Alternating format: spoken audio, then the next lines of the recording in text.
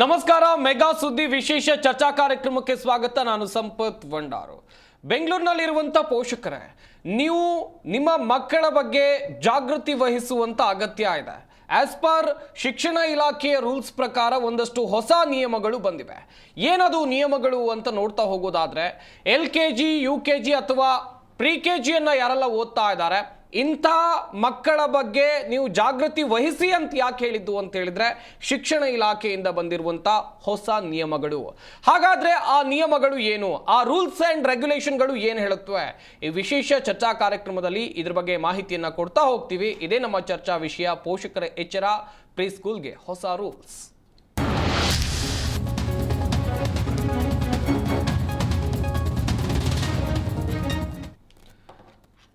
ಸಾಕಷ್ಟು ಜನ ಪೋಷಕರು ಇರ್ತಾರೆ, ಬೆಂಗಳೂರಿನಲ್ಲಿ ವಾಸ ಮಾಡ್ತಾ ಇರ್ತಾರೆ. ಬೆಂಗಳೂರು ಮಾತ್ರ ಅಲ್ಲ, ಇಡೀ ರಾಜ್ಯಾದ್ಯಂತ ನೋಡ್ತಾ ಹೋಗೋದಾದ್ರೆ ಖಾಸಗಿ ಪ್ರೀ ಸ್ಕೂಲ್ಗಳಲ್ಲಿ ಓದ್ತಾ ಇದ್ರೆ ಅಲ್ಲಿಗೆ ಒಂದಷ್ಟು ನಿಯಮಗಳು ಇವೆ ಅನ್ನೋದಾಗಿ ನಾನು ಆಗ್ಲೇ ಹೇಳ್ತಾ ಇದ್ದೆ. ಹಾಗಾದ್ರೆ ಆ ನಿಯಮಗಳು ಏನೇನು? Very important. ನಿಮ್ಮ ಮಗು ಓದ್ತಾ ಇರುವಂತ ಶಾಲೆ ನಿಯಮವನ್ನ ಪಾಲಿಸ್ತಾ ಇದೆಯಾ? ಖಾಸಗಿ ಪ್ರೈಮರಿ ಮತ್ತು ಹೈಸ್ಕೂಲ್ ನಿಯಮ ಪಾಲಿಸಲೇಬೇಕು. ಅನಧಿಕೃತ ಶಾಲೆ ಅಂತೇಳಿ ಸೂಕ್ತ ಕ್ರಮಕ್ಕೆ ಈಗಾಗಲೇ ಶಿಕ್ಷಣ ಇಲಾಖೆ ಸಜ್ಜಾಗಿದೆ. ಸರ್ಕಾರದ ನಿಯಮದಿಂದ ಕಾರ್ಪೊರೇಟ್ ಶಾಲೆಗಳಿಗೆ ಅನುಕೂಲ ಆಗುತ್ತೆ. ಯಾವ ಶಾಲೆಗಳಿಗೆ ಸೇರಿಸಬೇಕು ಪೋಷಕರಿಗೆ ಈಗ ಇರುವಂಥ ಗೊಂದಲ, ಕನ್ಫ್ಯೂಷನ್ಗಳು ಸಾಮಾನ್ಯವಾಗಿರುತ್ತೆ. ಪ್ರೀ ಸ್ಕೂಲ್ಗಳಿಗೆ ಶಿಕ್ಷಣ ಇಲಾಖೆ ಹೊಸ ರೂಲ್ಸ್ಗಳನ್ನು ಏನು ಹೊರಡಿಸಿವೆ? ಹಾಗೇನೆ ಶಿಕ್ಷಣ ಇಲಾಖೆಯಿಂದ ರೂಲ್ಸ್ ಬಂದಿದೆ ಅಂತ ನಾನು ಹೇಳ್ತಾ ಇದ್ದೆ ನಿಮಗೆ. ಹಾಗಾದ್ರೆ ಏನು ನಿಯಮಗಳು? ಆ ನಿಯಮಗಳು ಏನೇನು ಹೇಳುತ್ತೆ? ಇದರಿಂದ ಪೋಷಕರು ಯಾಕೆ ಚಿಂತೆಗೆ ಒಳಗಾಗಬಹುದು? ಹಾಗೇನೆ ಶಾಲೆಯವರು ಅನುಸರಿಸಲೇಬೇಕಾದಂಥ ನಿಯಮಗಳು ಏನೇನು? ಸಾಕಷ್ಟು ಕನ್ಫ್ಯೂಷನ್ಗಳು ಸರ್ವೇ ಸಾಮಾನ್ಯವಾಗಿ ಇರುತ್ತೆ. ಸರ್ಕಾರದ ವಿರುದ್ಧ ಈಗ ಪ್ರೀ ಸ್ಕೂಲ್ ಅಸೋಸಿಯೇಷನ್ ಅವರು ಆಕ್ರೋಶವನ್ನ ವ್ಯಕ್ತಪಡಿಸ್ತಾ ಇದ್ದಾರೆ. ಕೂಡಲೇ ಈ ಸುತ್ತೋಲೆಯನ್ನ ವಾಪಸ್ ಪಡಿಬೇಕು ಎನ್ನುವಂಥದ್ದಾಗಿ ಅವರು ಹೇಳ್ತಾ ಇದ್ದಾರೆ. ಬೆಂಗಳೂರಿನಲ್ಲಿ 500ಕ್ಕೂ ಹೆಚ್ಚು ಈ ರೂಲ್ಸ್ ಆ್ಯಂಡ್ ರೆಗ್ಯುಲೇಷನ್ ಅಂತ ಹೇಳಿದ್ರೆ ನಿಯಮಗಳನ್ನ ಪಾಲನೆ ಮಾಡದೇ ಇರುವಂಥ ಶಾಲೆಗಳು ಇವೆ. ಗಮನಿಸಬೇಕು ನೀವು, 500ಕ್ಕಿಂತ ಹೆಚ್ಚು, ಒಂದಲ್ಲ ಎರಡಲ್ಲ. ನಿಮ್ಮ ಮಕ್ಕಳು ಓದ್ತಾ ಇರುವಂಥ ಶಾಲೆ ಸರಿಯಾಗಿ ಈ ನಿಯಮಗಳನ್ನು ಪಾಲಿಸ್ತಾ ಇವೆಯಾ?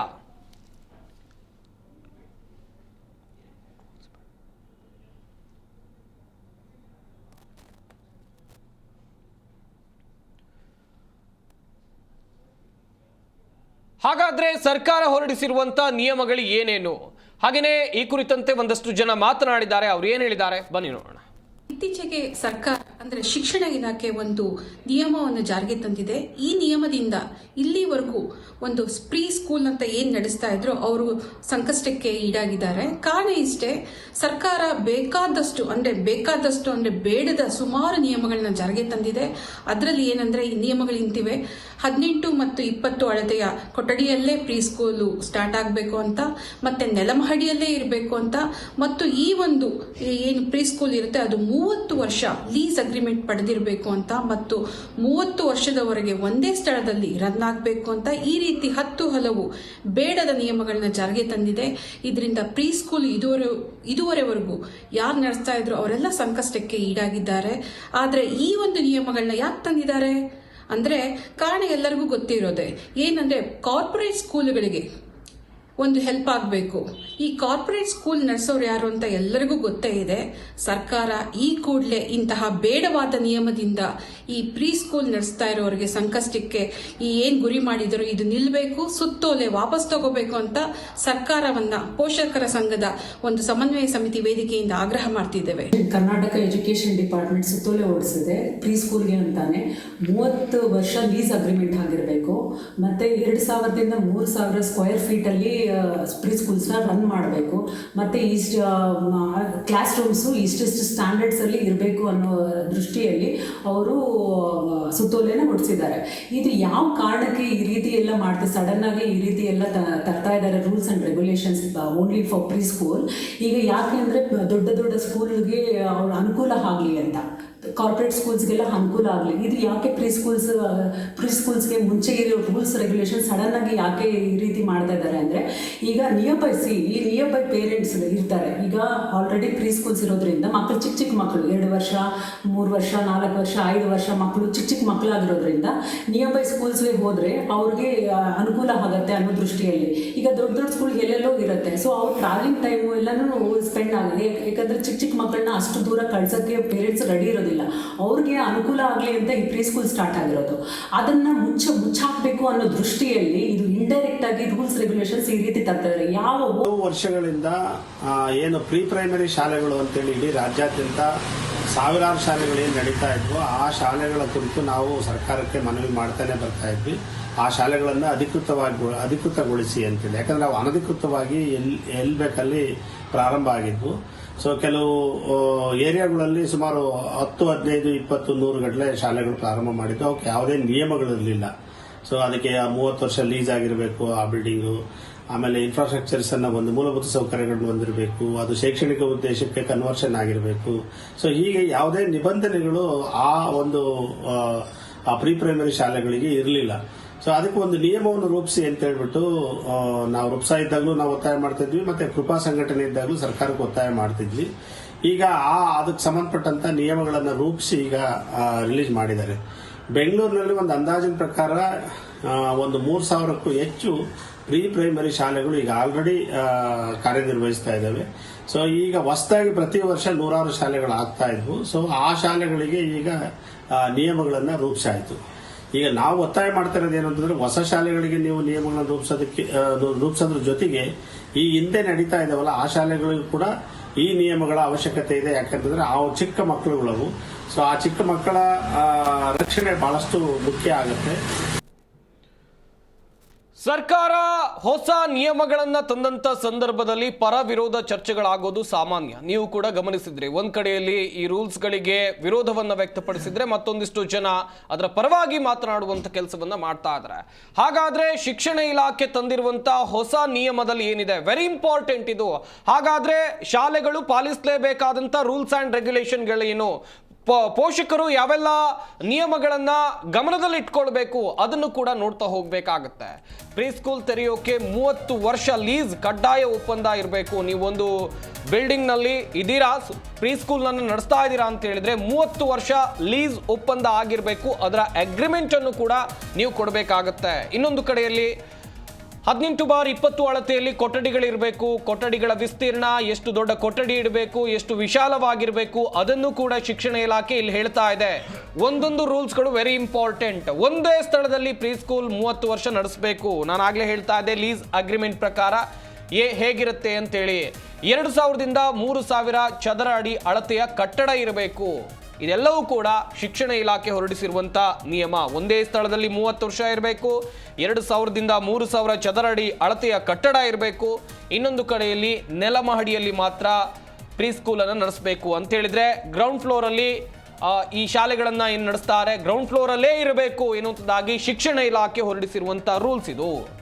ಸಾಧ್ಯನಾ ಇದನ್ನೆಲ್ಲವನ್ನು ಕೂಡ ಫಾಲೋ ಮಾಡೋದಕ್ಕೆ, ಈ ನಿಯಮಗಳನ್ನ ಅನುಸರಿಸೋಕೆ ಸಾಧ್ಯ ಆಗುತ್ತಾ ಎನ್ನುವಂಥದ್ದಾಗೂ ಕೂಡ ಒಂದಷ್ಟು ಪ್ರಶ್ನೆಗಳು ಇರುವಂಥದ್ದು ಸರ್ವೇ ಸಾಮಾನ್ಯ. ಯಾಕಂತ ಹೇಳಿದ್ರೆ ಈ ಶಾಲೆಗಳನ್ನ ತೆರೆಯೋದಕ್ಕೆ ಈ ಹಿಂದೆ ಸರ್ಕಾರವೇ ಅನುಮತಿ ಕೊಟ್ಟಿರುತ್ತೆ. ಆ ಸಂದರ್ಭದಲ್ಲಿ ಅವರ ಗಮನಕ್ಕೆ ಇರ್ಲಿಲ್ವಾ ಈ ರೂಲ್ಸ್ ಅಂಡ್ ರೆಗ್ಯುಲೇಷನ್ಗಳನ್ನ ಇವರು ಫಾಲೋ ಮಾಡ್ತಾ ಇದಾರ ಇಲ್ವಾ ಅಂತೇಳಿ ಆ ಸಂದರ್ಭದಲ್ಲಿ ಇವರ ಗಮನಕ್ಕೆ ಇರ್ಲಿಲ್ವಾ ಎನ್ನುವುದಾಗಿ ಪ್ರಶ್ನೆಗಳು ಸರ್ವೇ ಸಾಮಾನ್ಯವಾಗಿ ಹುಟ್ಟಿಕೊಳ್ಳುತ್ತೆ. ಸಡನ್ ಆಗಿ ಈ ರೂಲ್ಸ್ ಗಳನ್ನ ತಂದಿದ್ಯಾಕೆ ಅಂತೇಳಿ ಒಂದಷ್ಟು ಜನ ಪ್ರಶ್ನೆಗಳನ್ನ ಕೇಳ್ತಾ ಇದ್ದಾರೆ. ಇನ್ನೊಂದು ಕಡೆಯಲ್ಲಿ ಕಾರ್ಪೊರೇಟ್ ಶಾಲೆಗಳಿಗೆ ಅಂತ ಹೇಳಿದ್ರೆ ದೊಡ್ಡ ದೊಡ್ಡ ಶಿಕ್ಷಣ ಸಂಸ್ಥೆಗಳಿರುತ್ತಲ್ಲ, ಅವರೆಲ್ಲರೂ ಕೂಡ ಈ ರೂಲ್ಸ್ ಅಂಡ್ ರೆಗ್ಯುಲೇಷನ್ ಗಳನ್ನ ಫಾಲೋ ಮಾಡ್ತಾರೆ. ಅವ್ರಿಗೆ ಅನುಕೂಲ ಆಗುತ್ತೆ, ಚಿಕ್ಕ ಪುಟ್ಟ ಶಾಲೆ ಇಟ್ಕೊಂಡವ್ರಿಗೆ ಕಷ್ಟ ಆಗುತ್ತೆ. ಇದನ್ನು ಕೂಡ ಇಲ್ಲಿ ಗಮನಿಸಬೇಕಾಗತ್ತೆ.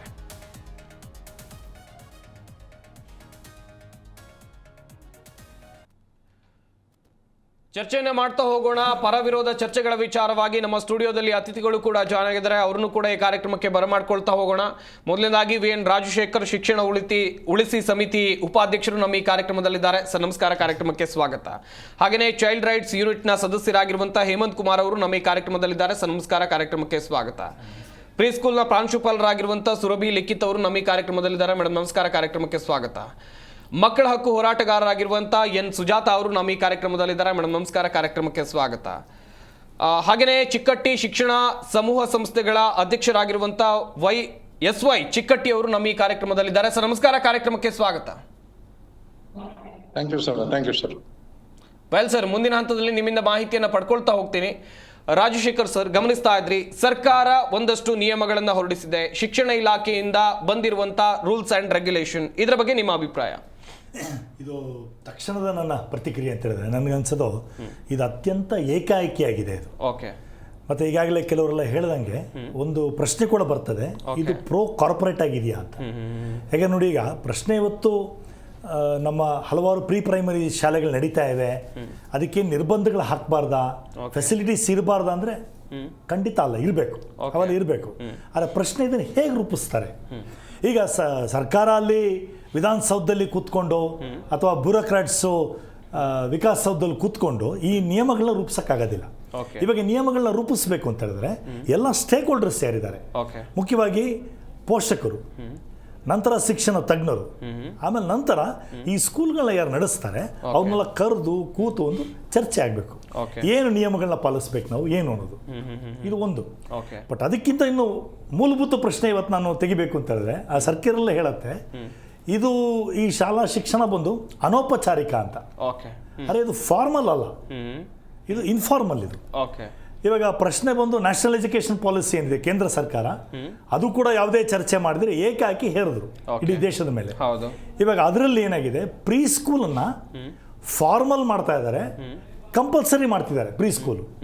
ಅಲ್ಲಿ ನಾವು ನಮ್ಮ ಶಿಕ್ಷಣ ಉಳಿಸಿ ಸಮಿತಿಯಿಂದ ತೆಗೆದಂಥ ಬಹಳ ಮೂಲಭೂತ ಪ್ರಶ್ನೆ ಅಂದರೆ, ಮೊದಲನೇದಾಗಿ ಈ ಪ್ರೀ ಸ್ಕೂಲ್ ಫಾರ್ಮಲ್ ಆಗಬೇಕು ಅನ್ನೋದು ಬಗ್ಗೆನೇ ಸಾಕಷ್ಟು ಜಿಜ್ಞಾಸೆ ಇದೆ. ಇದು ಮನೋರಜ್ಞ ತಜ್ಞರು, ಚೈಲ್ಡ್ ಸೈಕ್ಯಾಟ್ರಿಸ್ಟ್ಗಳು ಮತ್ತು ಶಿಕ್ಷಣ ತಜ್ಞರು ಅದಕ್ಕೆ ವಿರೋಧ ಇದೆ ಅವರಿಗೆ. ಇದು ಒಂದು ಕಡೆ. ಈಗ ನೆಕ್ಸ್ಟ್ ಇವಾಗ ನೀವು ಕಂಪಲ್ಸರಿ ಮಾಡಿಬಿಟ್ರೆ ಇದರ ಜವಾಬ್ದಾರಿ ಯಾರ್ದು? ಅಲ್ಲಿ ಎಜುಕೇಷನ್ ಪಾಲಿಸಿ ಹೇಳೋದು ಇದರ ಜವಾಬ್ದಾರಿ ಸರ್ಕಾರ ಆದರೂ ತಗೋಬೋದು, ಮುನ್ಸಿಪಾಲ್ಟಿ ಆದರೂ ತಗೋಬೋದು, ಪೇರೆಂಟ್ಸ್ ಆದರೂ ತಗೊಬೋದು, ಪ್ರೈವೇಟ್ನವರಾದ್ರೂ ತಗೊಳ್ರಿ ಅಂತ. ಇದೇನು ತೋರಿಸುತ್ತೆ ಅಂದ್ರೆ ಭಾಳ ಸ್ಪಷ್ಟವಾಗಿ ಪ್ರೀ ಪ್ರೈಮರಿಯಿಂದ ಶಿಕ್ಷಣ ವ್ಯಾಪಾರ ಮಾಡೋಂಥ ಹುನ್ನಾರದಲ್ಲಿ ಕಾಣಿಸುತ್ತೆ. ಅದಕ್ಕೆ ಶಿಕ್ಷಣ ಮಂತ್ರಿಗಳು, ಕೇಂದ್ರ ಶಿಕ್ಷಣ ಮಂತ್ರಿಗಳು ಅವ್ರು ಹೇಳಿದ್ದೇನೆ ಈ ಪಾಲಿಸಿನ ಅನ್ವೇಲ್ ಮಾಡ್ತಾ, ಇವತ್ತು ನಮ್ಮ ದೇಶದಲ್ಲಿ 6 ವರ್ಷದಿಂದ 23 ವರ್ಷದ ತನಕ ಓದೋ ಮಕ್ಕಳ ಸಂಖ್ಯೆ 60 ಕೋಟಿ ಇದೆ. ಎಷ್ಟು ದೊಡ್ಡ ಮಾರ್ಕೆಟ್ ನೋಡ್ರಿ, ಎಷ್ಟು ದೊಡ್ಡ ಬಿಸ್ನೆಸ್ ನೋಡಿ ಅಂತ ಮಾತಾಡ್ತಿದ್ದಾರೆ. ಇಲ್ಲಿ ನನ್ನ ಪ್ರಶ್ನೆ ಅಂದ್ರೆ ಕರ್ನಾಟಕ ರಾಜ್ಯ ಸರ್ಕಾರಕ್ಕೆ, ಈಗ ನೀವು ರಾಷ್ಟ್ರೀಯ ಶಿಕ್ಷಣ ನೀತಿ ವಿರೋಧಿಸ್ತಾ ಇದ್ದೀರಾ, ಸ್ಟೇಟ್ ಎಜುಕೇಶನ್ ಪಾಲಿಸಿ ತರ್ತೀವಿ ಅಂತ ಹೇಳ್ತಿದ್ದೀರಾ. ನೀವು ತರ್ತೀರಾ ಅಂದ್ರೆ ಕೇಂದ್ರದ ಪಾಲಿಸಿ ಇಂಪ್ಲಿಮೆಂಟ್ ಮಾಡ್ತಿದ್ದೀರಾ, ಅವ್ರಿಗೂ ನಿಮ್ಗೆ ಏನಿದೆ ವ್ಯತ್ಯಾಸ? ಉತ್ತರ ಕೊಡಬೇಕು ಈಗ ರಾಜ್ಯ ಸರ್ಕಾರ. ನೆಕ್ಸ್ಟ್ ಇವಾಗ ಇದನ್ನ ನೀವು ತರಬೇಕಾದ್ರೂ ಕೂಡ ಇವಾಗ ಯಾವುದೇ ರೀತಿ ಚರ್ಚೆ ಮಾಡಿದ್ರೆ ಶಿಕ್ಷಣ ತಜ್ಞರ ನಡುವೆ, ಪೋಷಕರ ನಡುವೆ, ಟೀಚರ್ಸ್ ಮಧ್ಯೆ ಯಾವುದೇ ಚರ್ಚೆ ಮಾಡಿದ್ದೀರಾ, ಇಂಥ ಒಂದು ನಿಯಮಗಳು ನೋಡಿದ್ರೆ ಇದು ಮೇಲ್ನೋಟಕ್ಕೆ ಬಹಳ ಸ್ಪಷ್ಟವಾಗಿ ಕಾಣಿಸುತ್ತೆ, out and out pro corporate ಇದೆ. ಹಾಗೆ ಈಗ ಸರ್ಕಾರ ಯಾರು ಪರವಾಗಿದ್ದಾರೆ ಅಂತ ಪ್ರಶ್ನೆ. ವೆಲ್ ಸರ್, ವೆಲ್ ಗಮನಿಸ್ತಾ ಇರ್ಬೋದು ವೀಕ್ಷಕರೇ, ಒಂದ್ ಕಡೆಯಲ್ಲಿ ಸರ್ಕಾರದ ನಿಯಮಗಳ ವಿಚಾರವಾಗಿ ನಾವು ಮಾತನಾಡ್ತಾ ಇದ್ವಿ, ಹಾಗೇನೆ ಶಿಕ್ಷಣ ಸಂಸ್ಥೆಯವರು ಏನು ಹೇಳ್ತಾರೆ ಅದು ಕೂಡ ವೆರಿ ಇಂಪಾರ್ಟೆಂಟ್ ಆಗುತ್ತೆ. ಯಾವುದೇ ಒಂದು ಹೊಸ ರೂಲ್ಸ್ ಅಂಡ್ ರೆಗ್ಯುಲೇಷನ್ಗಳನ್ನ ಏಕಾಏಕಿ ಶಿಕ್ಷಣ ಸಂಸ್ಥೆಗಳ ಮೇಲೆ ಹೇರಿದ ನಂತರ ಆಗುವಂತ ಪರಿಣಾಮಗಳೇನು, SY ಚಿಕ್ಕಟ್ಟಿ ಅವರನ್ನ ಮಾತನಾಡಿಸ್ತಾ ಹೋಗೋಣ. ಸರ್ ಗಮನಿಸ್ತಾ ಇರ್ಬೋದು, ಈಗಾಗಲೇ ಶಿಕ್ಷಣ ಇಲಾಖೆ ಹೊರಡಿಸಿರುವಂತ ಒಂದಷ್ಟು ಹೊಸ ನಿಯಮಗಳು, ಇದ್ರ ಬಗ್ಗೆ ನಿಮ್ಮ ಅಭಿಪ್ರಾಯ ಏನು ಸರ್? ನಾನು ಸುಮಾರು 30 ವರ್ಷಗಳಿಂದ ಈ LKG UKG ಶಿಕ್ಷಣವನ್ನು ಸಮಗ್ರವಾಗಿ ಅಭ್ಯಾಸ ಮಾಡ್ತಾ ಬಂದಿದ್ದೇನೆ. ಈ LKG UKG ಅಂದ್ರೆ ಪ್ರೀ ಸ್ಕೂಲ್ ಎಜುಕೇಶನ್ ಏನಿದೆ, ಹಿಂದಿನ ದಿನಮಾನಗಳಲ್ಲಿ ಕಂಪಲ್ಸರಿ ಆಗಿ ಇರಲೇ ಇಲ್ಲ. ಆದ್ರೆ ಇವತ್ತಿನ ಮಕ್ಕಳು LKG UKG ಅನ್ನ ತಂದೆ ತಾಯಿಗಳಿಂದನೇ ಕಲ್ತು ಬಿಡ್ತಾ ಇದ್ದಾರೆ. ಹಾಗೆ ನೋಡಿದ್ರೆ LKG UKG ಕಂಪಲ್ಸರಿ ಇದೆಯಾ ಇಲ್ಲವನ್ನ ನಾವು ಸಮಗ್ರವಾಗಿ ತಿಳ್ಕೊಳ್ಬೇಕಾಗಿದೆ. ಫಸ್ಟ್ ಸ್ಟ್ಯಾಂಡರ್ಡ್, ಸೆಕೆಂಡ್ ಸ್ಟ್ಯಾಂಡರ್ಡ್ ಅಲ್ಲಿ ಹೋದ್ಮೇಲೆ LKG UKG ಕಂಪಲ್ಸರಿ ಅಂತ ಈಗ ಶಿಕ್ಷಣ ಇಲಾಖೆಯವರು ಹೇಳ್ತಾ ಇದ್ದಾರೆ. ಆದ್ರೆ ಹಿಂದಿನ ದಿನಮಾನಗಳಲ್ಲಿ LKG UKG ಕಂಪಲ್ಸರಿ ಇರಲೇ ಇಲ್ಲ. ಡೈರೆಕ್ಟ್ ಆಗಿ ಫಸ್ಟ್ ಸ್ಟ್ಯಾಂಡರ್ಡ್ಗೆ ಅಡ್ಮಿಷನ್ ನಡೀತಾ ಇತ್ತು. ನನ್ನ ಅನುಭವದಲ್ಲಿ ಹೇಳೋದಾದ್ರೆ ಈಗ ಏನು ಕಂಡೀಷನ್ ಗೌರ್ಮೆಂಟ್ ಹಾಕಿದಾರೆ ಅಲ್ಲ, ಇದು ಅನಾವಶ್ಯಕ. ಯಾಕಂದ್ರೆ ಶಿಕ್ಷಣ ಮಾಡ್ಬೇಕಾದ್ರೆ ಶಿಕ್ಷಣ ಇಲಾಖೆ ಕೆಲಸ ಬಹಳ ಅದಾವ. ಇದಕ್ಕೆ ಯಾಕೆ ಟೈಮ್ ಅದಕ್ಕೆ ವೇಸ್ಟ್ ಮಾಡ್ತಾ ಇರೋದು ನನಗೆ ಗೊತ್ತಾಯಿಲ್ಲ. ಯಾಕಂದ್ರೆ ಮಕ್ಕಳು ಇಷ್ಟು ಶಾರ್ಪ್ ಅದಾವ. ಒಂದ್ ಅರ್ಥದಲ್ಲಿ ಹೇಳ್ಬೇಕಾದ್ರೆ ಮೊದಲ 6 ವರ್ಷ ಇದ್ದಾಗ ಮಕ್ಕಳಿಗೆ ಏನೂ ಬರ್ತಿರ್ಲಿಲ್ಲ. ಈಗ 5 ವರ್ಷ ಒಳಗೆ ಎಲ್ಲವನ್ನು ಕಲ್ತು ಬಿಟ್ಟಿರ್ತಾರೆ. ಅಂತ ಒಂದು ಸಂದರ್ಭದಲ್ಲಿ ಇದನ್ನ ಕಂಪಲ್ಸರಿ ಪರ್ಮಿಷನ್, ಕಂಪಲ್ಸರಿ ಎಜುಕೇಶನ್ ಇದನ್ನ ಯಾಕೆ ಮಾಡಿದ್ರು ಶಿಕ್ಷಣ ಇಲಾಖೆಯವರು? ಒಂದು ಅರ್ಥದಲ್ಲಿ ಹೇಳೋದಾದ್ರೆ, ಮೊದಲು ದಂಪತಿಗಳು ನೌಕರಸ್ಥರಾಗಿರೋದ್ರಿಂದ ಮನೆಯಲ್ಲಿ ಮಕ್ಕಳನ್ನ ನೋಡ್ಲಿಕ್ಕೆ ಯಾರು ಇರದೇ ಒಂದು ಸಂದರ್ಭದಲ್ಲಿ ಈ ಬೇಬಿ ಸಿಟ್ಟಿಂಗು LKG UKG ಅಂತ ಪ್ರಾರಂಭವಾದ ಒಂದು ವ್ಯವಸ್ಥೆಯಲ್ಲಿ ಈಗ ಅದನ್ನೇ ಒಂದು ಮತ್ತೆ ಗೌರ್ಮೆಂಟ್ಗೆ ರೊಕ್ಕ ತುಂಬಲಿಕ್ಕೆ ಒಂದು ಅವಕಾಶ ಮಾಡಿ ಕೊಡ್ತಾ ಇದ್ದಾರೆ ಅನ್ನೋ ಅನಿಸ್ಲಿಕ್ಕೆ. ಯಾಕಂದ್ರೆ 30 ವರ್ಷ ಯಾರು ಕೊಡ್ತಾರೆ? 30 ವರ್ಷ ಮನುಷ್ಯ ಜೀವತಿ ಇರ್ತಾನಿಲ್ಲ ಗೊತ್ತಿಲ್ಲ, ಅವ್ರು ಯಾಕೆ ಕೊಡ್ತಾರೆ? ಒಂದು ಬಿಲ್ಡಿಂಗ್ ಅವನಿಗೆ 50 ವರ್ಷ ಆಗ್ಯದ ಅನ್ಕೋರಿ, 30 ವರ್ಷ 80 ವರ್ಷ ಇರೋದು ಗ್ಯಾರಂಟಿನ ಇರುದಿಲ್ಲ ಅವನಿಗೆ. ಆದ್ರೆ ಅದು ಇಂದ ಒಂದು ಸಣ್ಣ ಒಂದು ಶಿಕ್ಷಣ ವ್ಯವಸ್ಥೆಯಲ್ಲಿ ದೊಡ್ಡ ದೊಡ್ಡ ಶಿಕ್ಷಣದಲ್ಲಿ ಪದವಿಗಳಲ್ಲಿ ಪದವಿ ಪೂರ್ವ ಆಗಲಿ ಯೂನಿವರ್ಸಿಟಿಗಾಗಲಿ ಅದೇನೋ ಕನ್ಸಿಡರ್ ಮಾಡಬಹುದು. ಈ ಪೂರ್ವ ಪಾರಂಪರಿಕ ಒಂದು ದೃಷ್ಟಿನಲ್ಲಿ 30 ವರ್ಷ ಲೀಸ್ ಅಂತ ಹೇಳಿದ್ರೆ ಇಟ್ ಇಸ್ ಹೈಲಿ ಇಂಪಾಸಿಬಲ್. ಇದನ್ನ ಯಾರು ತಂದ್ರು, ಯಾಕೆ ತಂದ್ರು, ಇದನ್ನ ಬಹಳ ಗಮನಿಸಬೇಕು. ಆದ್ರೆ ಒಂದು ಅರ್ಥದಲ್ಲಿ ಹೇಳ್ಬೇಕಾದ್ರೆ ಇದನ್ನ ಇಂಪ್ಲಿಮೆಂಟ್ ಮಾಡಿದ್ದೇ ಆದ್ರೆ ಡಿಸ್ಟರ್ಬ್ ಆಗೋದು ಮಕ್ಕಳ ಮನಸ್ಸಿನ ಮೇಲೆ ಹೊರತು ತಂದೆ ತಾಯಿಗೂ ಅಲ್ಲ, ಶಿಕ್ಷಣ ಇಲಾಖೆಯವರಿಗೂ ಅಲ್ಲ. ಮಕ್ಕಳನ್ನ ನಾವು ನೋಡಿ, ಅವ್ರು ಏನ್ ಕೇಳ್ಬೇಕು? ಪ್ರೀ ಸ್ಕೂಲ್ ನಲ್ಲಿ ಅವ್ರ ಹುಡುಗರಿಗೆ ಆಟ ಆಡ್ಲಿಕ್ಕೆ ಜಾಗ ಇದ್ದಾನೆ, ಆಟ ಆಡ್ಲಿಕ್ಕೆ ಮಟೀರಿಯಲ್ಸ್ ಅದಾವ ಇಲ್ಲೋ, ಟೀಚರ್ ಒಳ್ಳೆ ಕಲ್ಚರ್ ಕಲಿಸ್ತಾರೋ ಇಲ್ಲೋ, ಇದನ್ನ ವ್ಯವಸ್ಥೆ ನೋಡ್ಬೇಕು ವಿನಃ ನಮಗೆ 30 ವರ್ಷ ಲೀಸ್ ಬೇಕು, ಮೊದಲನೇ ಗ್ರೌಂಡ್ ಪ್ಲೇಟ್ನಾಗ ಇರಬೇಕು, ಆ ಒಂದೇ ಸ್ಥಳದಲ್ಲಿ 30 ವರ್ಷ ನೋಡ್ಬೇಕು. ಇದು ಏನ್ ಸಂಬಂಧ ಇದೆ ಮಕ್ಕಳಿಗೆ? ಈಗ ನನ್ನ ಅನುಭವ ತಮಗೆ ಹೇಳಕ್ ಇಷ್ಟಪಡ್ತಾ ಇದ್ದೇನೆ. ಈಗಿನ ಒಂದು ವ್ಯವಸ್ಥೆಯಲ್ಲಿ ಡೈರೆಕ್ಟ್ ಆಗಿ SSLC ಕೂಡಿಸಿ ಪಾಸ್ ಮಾಡಿ ಇಂಜಿನಿಯರ್, ಡಾಕ್ಟರ್ ಸಾಧಾರಣ ನನ್ನ ಮುಂದೆ ಅವರು ಸ್ಕೂಲ್ ಕಾಲೇಜ್ ಹೋಗಿಲ್ಲ. ಸ್ವತಃ ನಮ್ಮ ತಮ್ಮನ್ನ ಡೈರೆಕ್ಟ್ SSLC ಕೂಡಿಸಿ ಇಂಜಿನಿಯರ್ ಮಾಡಿದವ್ ನಾನು. ಆದ್ರೆ LKG UKG ಯಾವ ಲೆಕ್ಕ ರೀ? ಯಾಕೆ ಹಿಂಗ್ ಮಾಡ್ತಾ ಇದ್ದಾರೆ? ಅದಕ್ಕೆ ಏನ್ ಅವಶ್ಯಕತೆ ಇದ್ರು? ಯಾರ ಮಕ್ಕಳ ದಿನನಿತ್ಯ ಮನೆಯೊಳಗೆ ಯಾರು ನೋಡ್ಕೊಳ್ಳೋರು ಇರುವುದಿಲ್ಲ, ಅಂತವ್ರ ಸಲುವಾಗಿ ಆದಂತ ಈ ವ್ಯವಸ್ಥೆಯನ್ನ. ಯಾಕಂದ್ರೆ lower Kinder garden, upper Kinder garden ಬಂದದ್ದು ಈಗಂತೂ ನಮ್ಮ ಇಂಡಿಯಾದ ಫ್ರಾಂಚೈಸಿ ಬಂದು ಸಾಕಷ್ಟು ಅಟ್ರಾಕ್ಟಿವ್ ಒಂದು ನಾಲೆಜ್ ಗೇನಿಂಗ್ ವ್ಯವಸ್ಥೆ ನಡೀತಾ ಇದೆ, ಅದು ಒಳ್ಳೆಯದೇ. ಆದ್ರೆ ಈ ಸರ್ಕಾರ, ಈ ಶಿಕ್ಷಣ ಇಲಾಖೆಯವರು ಏನೋ ಒಂದು ವ್ಯವಸ್ಥೆ ಮಾಡ್ತಾ ಇದ್ದಾರೆ ಅಂತ ಹೇಳಿದ್ರೆ, ಇದನ್ನ ತಾವ್ ಆಗಲೇ ಎಕ್ಸ್ಪ್ಲೇನ್ ಮಾಡಿದ್ರಿ, ಈ ಉಳಿದು common people cannot open pre school ಅನ್ನುವ ನಿಟ್ಟಿನಲ್ಲಿ ಆಗಿದೆ. ಆದರೆ 30 ವರ್ಷಕ್ಕೆ ಅವರು ನಡೆಸುವಂತ ಆ ಒಂದು ಕೆಪಾಸಿಟಿಯನ್ನ ಈಗ ಯಾಕೆ ಈ ಪೂರ್ವ ಹಂತದಲ್ಲಿ ನೋಡ್ತಾ ಇದ್ದಾರೆ ಇಲಾಖೆಯವರು? ಇದರ ಅರ್ಥ ಇದ್ದಾರೆ ಹೇಳಿದ್ನಲ್ಲಿ ದೊಡ್ಡ ದೊಡ್ಡ ಸಂಸ್ಥೆಯವರಿಗೆ ಅನುಕೂಲ ಮಾಡಿಕೊಡ್ಬೇಕು ಅಂತ ಏನು ಹೇಳಿದಾರೆ, ನಿಜಕ್ಕೂ ಅದು ಸತ್ಯನೇ ಹೌದು. ಯಾಕಂದ್ರೆ ಇದನ್ನ 30 ವರ್ಷ ಬೇಕಾದ್ರೆ ಹೆಂಗ್ ಧೈರ್ಯ ಕೊಡ್ತಾರ, ನಡೆಸ್ಬೇಕಾದ್ರೆ ಧೈರ್ಯ ಹೆಂಗ್ ನಡೆಸ್ತಾರೆ? ಇವತ್ತಿನ ಎಜುಕೇಶನ್ ಹಾಳಾಗ್ತಾ ಇರೋದು ಶಿಕ್ಷಣ ಸಂಸ್ಥೆಗಳಿಂದನೂ ಅಲ್ಲ, ಶಿಕ್ಷಕರಿಂದನೂ ಅಲ್ಲ, ಇಲಾಖೆಯಿಂದಲ್ಲ. ಇವತ್ತಿನ ಶಿಕ್ಷಣ ಹಾಳಾಗ್ತಾ ಇರೋದು ಪೋಷಕರಿಂದಲ್ಲ. ಇದನ್ನ ಬಹಳ ಗಮನಿಸಬೇಕು. ಪೇರೆಂಟ್ಸ್ ಬಹಳ ಅಲರ್ಟ್ ಇದ್ದಾರೆ ಅವರು. ನಾನು ಒಂದು ಪ್ರಶ್ನೆ ಕೇಳ್ತೀನಿ ತಮಗೆ. ಒಂದು ಸ್ಕೂಲು ಸರಿ ಇರಲಿಲ್ಲ ಅಂದ್ರೆ ಪಾಲಕರಲ್ಲಿ ಹೋಗುದೇ ಇಲ್ಲ, ನೀವು ಯಾಕೆ ಹೇಳ್ಬೇಕ್ರಿ? ಒಂದು ಸ್ಕೂಲ್ ಅಲ್ಲಿ ಸರಿ ವ್ಯವಸ್ಥೆ ಇಲ್ಲ ಅಂದ್ರೆ ಪಾಲಕರು ರಿಜೆಕ್ಟ್ ಮಾಡ್ಬಿಡ್ಬೋದಾಗಿತ್ತಲ್ಲ. ಓಕೆ ಸರ್, ಮುಂದಿನ ಹಂತದಲ್ಲಿ ನಿಮ್ಮಿಂದ ಮಾಹಿತಿಯನ್ನು ಪಡ್ಕೊಳ್ತಾ ಹೋಗ್ತೀನಿ. ಗಮನಿಸ್ತಾ ಇರ್ಬೋದು ಒಂದಷ್ಟು ವಿಚಾರಗಳ ಕುರಿತು ಹೇಮಂತ್ ಕುಮಾರ್ ಅವರನ್ನ ಮಾತನಾಡಿಸ್ತಾ ಹೋಗೋಣ. ಸರ್, ಈಗ ಸರ್ಕಾರ ಹೊರಡಿಸಿರುವಂಥ ರೂಲ್ಸ್ಗಳ ಬಗ್ಗೆ ನೀವು ಕೂಡ ಗಮನಿಸಿದ್ರಿ. ಚೈಲ್ಡ್ ರೈಟ್ಸ್ ಪ್ರಕಾರ, ಮಕ್ಕಳ ಹಕ್ಕುಗಳ ಪ್ರಕಾರ ಅವರಿಗೂ ಒಂದಷ್ಟು ಹಕ್ಕುಗಳಿರುತ್ತೆ, ಚಿಕ್ಕ ಪುಟ್ಟ ಮಕ್ಕಳಿಗೂ ಕೂಡ ಒಂದಷ್ಟು ಹಕ್ಕುಗಳಿರುತ್ತೆ. ಈ ಹಕ್ಕುಗಳಿಗೂ ಸರ್ಕಾರದ ನಿಯಮಗಳಿಗೂ ಕಂಪೇರ್ ಮಾಡೋದಾದ್ರೆ ಸರ್, ಒಂದು 2-3 ವಿಷಯದಲ್ಲಿ ಆಟದ ಕೊಠಡಿ ಇರಬೇಕು ಅಂತ ಹೇಳಿದರೆ ಇರಬೇಕು, ಗ್ರೌಂಡ್ ಫ್ಲೋರ್ ಅಲ್ಲಿ ಇರಬೇಕು ಅಂತ ಹೇಳಿದರೆ ಇರಬೇಕು. ಯಾಕಂದ್ರೆ ಸೇಫ್ಟಿ ಆಫ್ ಚಿಲ್ಡ್ರನ್, ಅಲ್ಲಿ ಮೇಲೆ ಯಾರ ತಳ್ಳೋದು, ಬಿದ್ದೋಗೋದು, ಅವರಿಗೆ ಹತ್ತಕ್ಕಾಗದೇ ಇರ್ಬೋದು ಚಿಕ್ಕ ಮಕ್ಕಳು, ಅದು ಓಕೆ. ಅದು ಬಿಟ್ಟು ಬೇರೆ ಏನೋ 30 ವರ್ಷದ ಲೀಸು ಇದು ನಮ್ಮ ಸರ್ಕಾರ ಕೊಡ್ತದೆ, ಬೇರೆ ಯಾರೋ ಪ್ರೈವೇಟರಿಗೆ ಕೊಟ್ಟು ಕಮಿಷನ್ ತಗೊಳ್ಳೋದು ಅದು ಹಿಂದೆ ಮಾಡ್ತಾ ಇದ್ರು. ಇದರಲ್ಲಿ ಒಬ್ಬ ಪ್ರೈವೇಟ್ ಅವರು 30 ವರ್ಷಕ್ಕೆ ಲೀಸ್ ಯಾರು ಕೊಡಲ್ಲ. ಮತ್ತೆ ಯಾವುದೇ ಇದು ಏನಾಗಿದೆ ಅಂದ್ರೆ ಬಿಸ್ನೆಸ್ ಇಂಡಸ್ಟ್ರಿ ಆಗ್ಬಿಟ್ಟಿದೆ ನಮ್ದು ಎಜುಕೇಶನ್ ಅನ್ನೋದು. ಇದರಲ್ಲಿ ಇಂಡಸ್ಟ್ರಿ ಅಂದ್ರೆ ಒಳ್ಳೆ ದುಡ್ಡು ಮಾಡ್ಬೋದು ಇದರಲ್ಲಿ ಇನ್ವೆಸ್ಟ್ ಮಾಡಿದ್ರೆ. ಹಾಗಾಗಿ ಯಾವುದೇ ರೂಲ್ಸ್ ತಂದ್ರು ಬಡವರಿಗೆ ಅಂದ್ರೆ ಕೆಳಹಂತದವರಿಗೆ ಲಾಭ ಇರಲ್ಲ. ದೊಡ್ಡವರಿಗೆ ಲಾಭ ಆಗೋದು. ಇವಾಗ ಆ ರೂಲ್ಸ್ ಪ್ರಕಾರ ಇವಾಗ ಏನು ನಡೆಸ್ತಾ ಇದ್ದಾರೆ ಅಂಥವ್ರಿಗೆ ಅನ್ಯಾಯ ಆಗ್ತದೆ. ಅವ್ರು ಯಾರನ್ನು ಶಾಲೆ ನಡೆಸೋಕ್ಕಾಗಲ್ಲ, ಯಾಕೆಂದ್ರೆ ಅವ್ರು ಯಾರು ಫಿಸಿಕಲ್ ಇನ್ಫ್ರಾಸ್ಟ್ರಕ್ಚರ್ ಅಂಡರ್ ಅಲ್ಲಿ ಬರಲ್ಲ. ಇದೆಲ್ಲದು ಏನಾಗುತ್ತೆ ಅಂದ್ರೆ ದೊಡ್ಡ ಯಾರು ಕಾರ್ಪೊರೇಟ್ ದೊಡ್ಡ ಸ್ಕೂಲು ನಡೆಸ್ತಾ ಇದ್ದಾರೋ ಅವರಿಗೆ ಅನುಕೂಲ ಆಗ್ತದೆ. ಅವ್ರಿಗೆ ಅನುಕೂಲ ಆಗೋದ್ರಲ್ಲಿ ತೊಂದರೆ ಯಾರಿಗಾಗ್ತದೆ ಅಂದ್ರೆ ಪೋಷಕರಿಗೆ ಆಗ್ತದೆ. ಪೋಷಕರು ಇಬ್ರು ಇವತ್ತು ದುಡಿಬೇಕಾದಂತ ಪರಿಸ್ಥಿತಿ ಇದೆ, ದುಡಿಯಕ್ಕೆ ಹೋಗ್ತಾರೆ. ಅವ್ರು ಏನ್ ಮಾಡ್ತಾರೆ ಅಂದ್ರೆ ಸ್ಥಳೀಯವಾಗಿ ಅಲ್ಲಿ ಇರ್ತಕ್ಕಂಥ ನರ್ಸರಿಗೆ ಬಿಟ್ಟು ಹೋಗ್ತಾರೆ. ಅಲ್ಲಿ ಸೇಫ್ಟಿ ಇರ್ತದೆ, ಒಂದು ವ್ಯವಸ್ಥೆ ಇರ್ತದೆ ಅಂತ ಹೇಳಿ ಬಿಟ್ಟು ಹೋಗ್ತಾರೆ. ಅವರು ಬೇರೆ ಯಾವುದೋ ಒಂದು ಕಾರ್ಪೊರೇಟ್ ಸ್ಕೂಲಿಗೆ ಬಿಟ್ಟು ಹೋಗೋದಾದ್ರೆ ಅವ್ರು ಅಲ್ಲಿ ಒಬ್ರು ಕೆಲಸಕ್ಕೆ ಹೋಗಕ್ಕಾಗಲ್ಲ, ಒಬ್ರು ಬಿಡಬೇಕು, ಹೋಗಿ ಕರ್ಕೊಂಡ್ ಬರ್ಬೇಕು.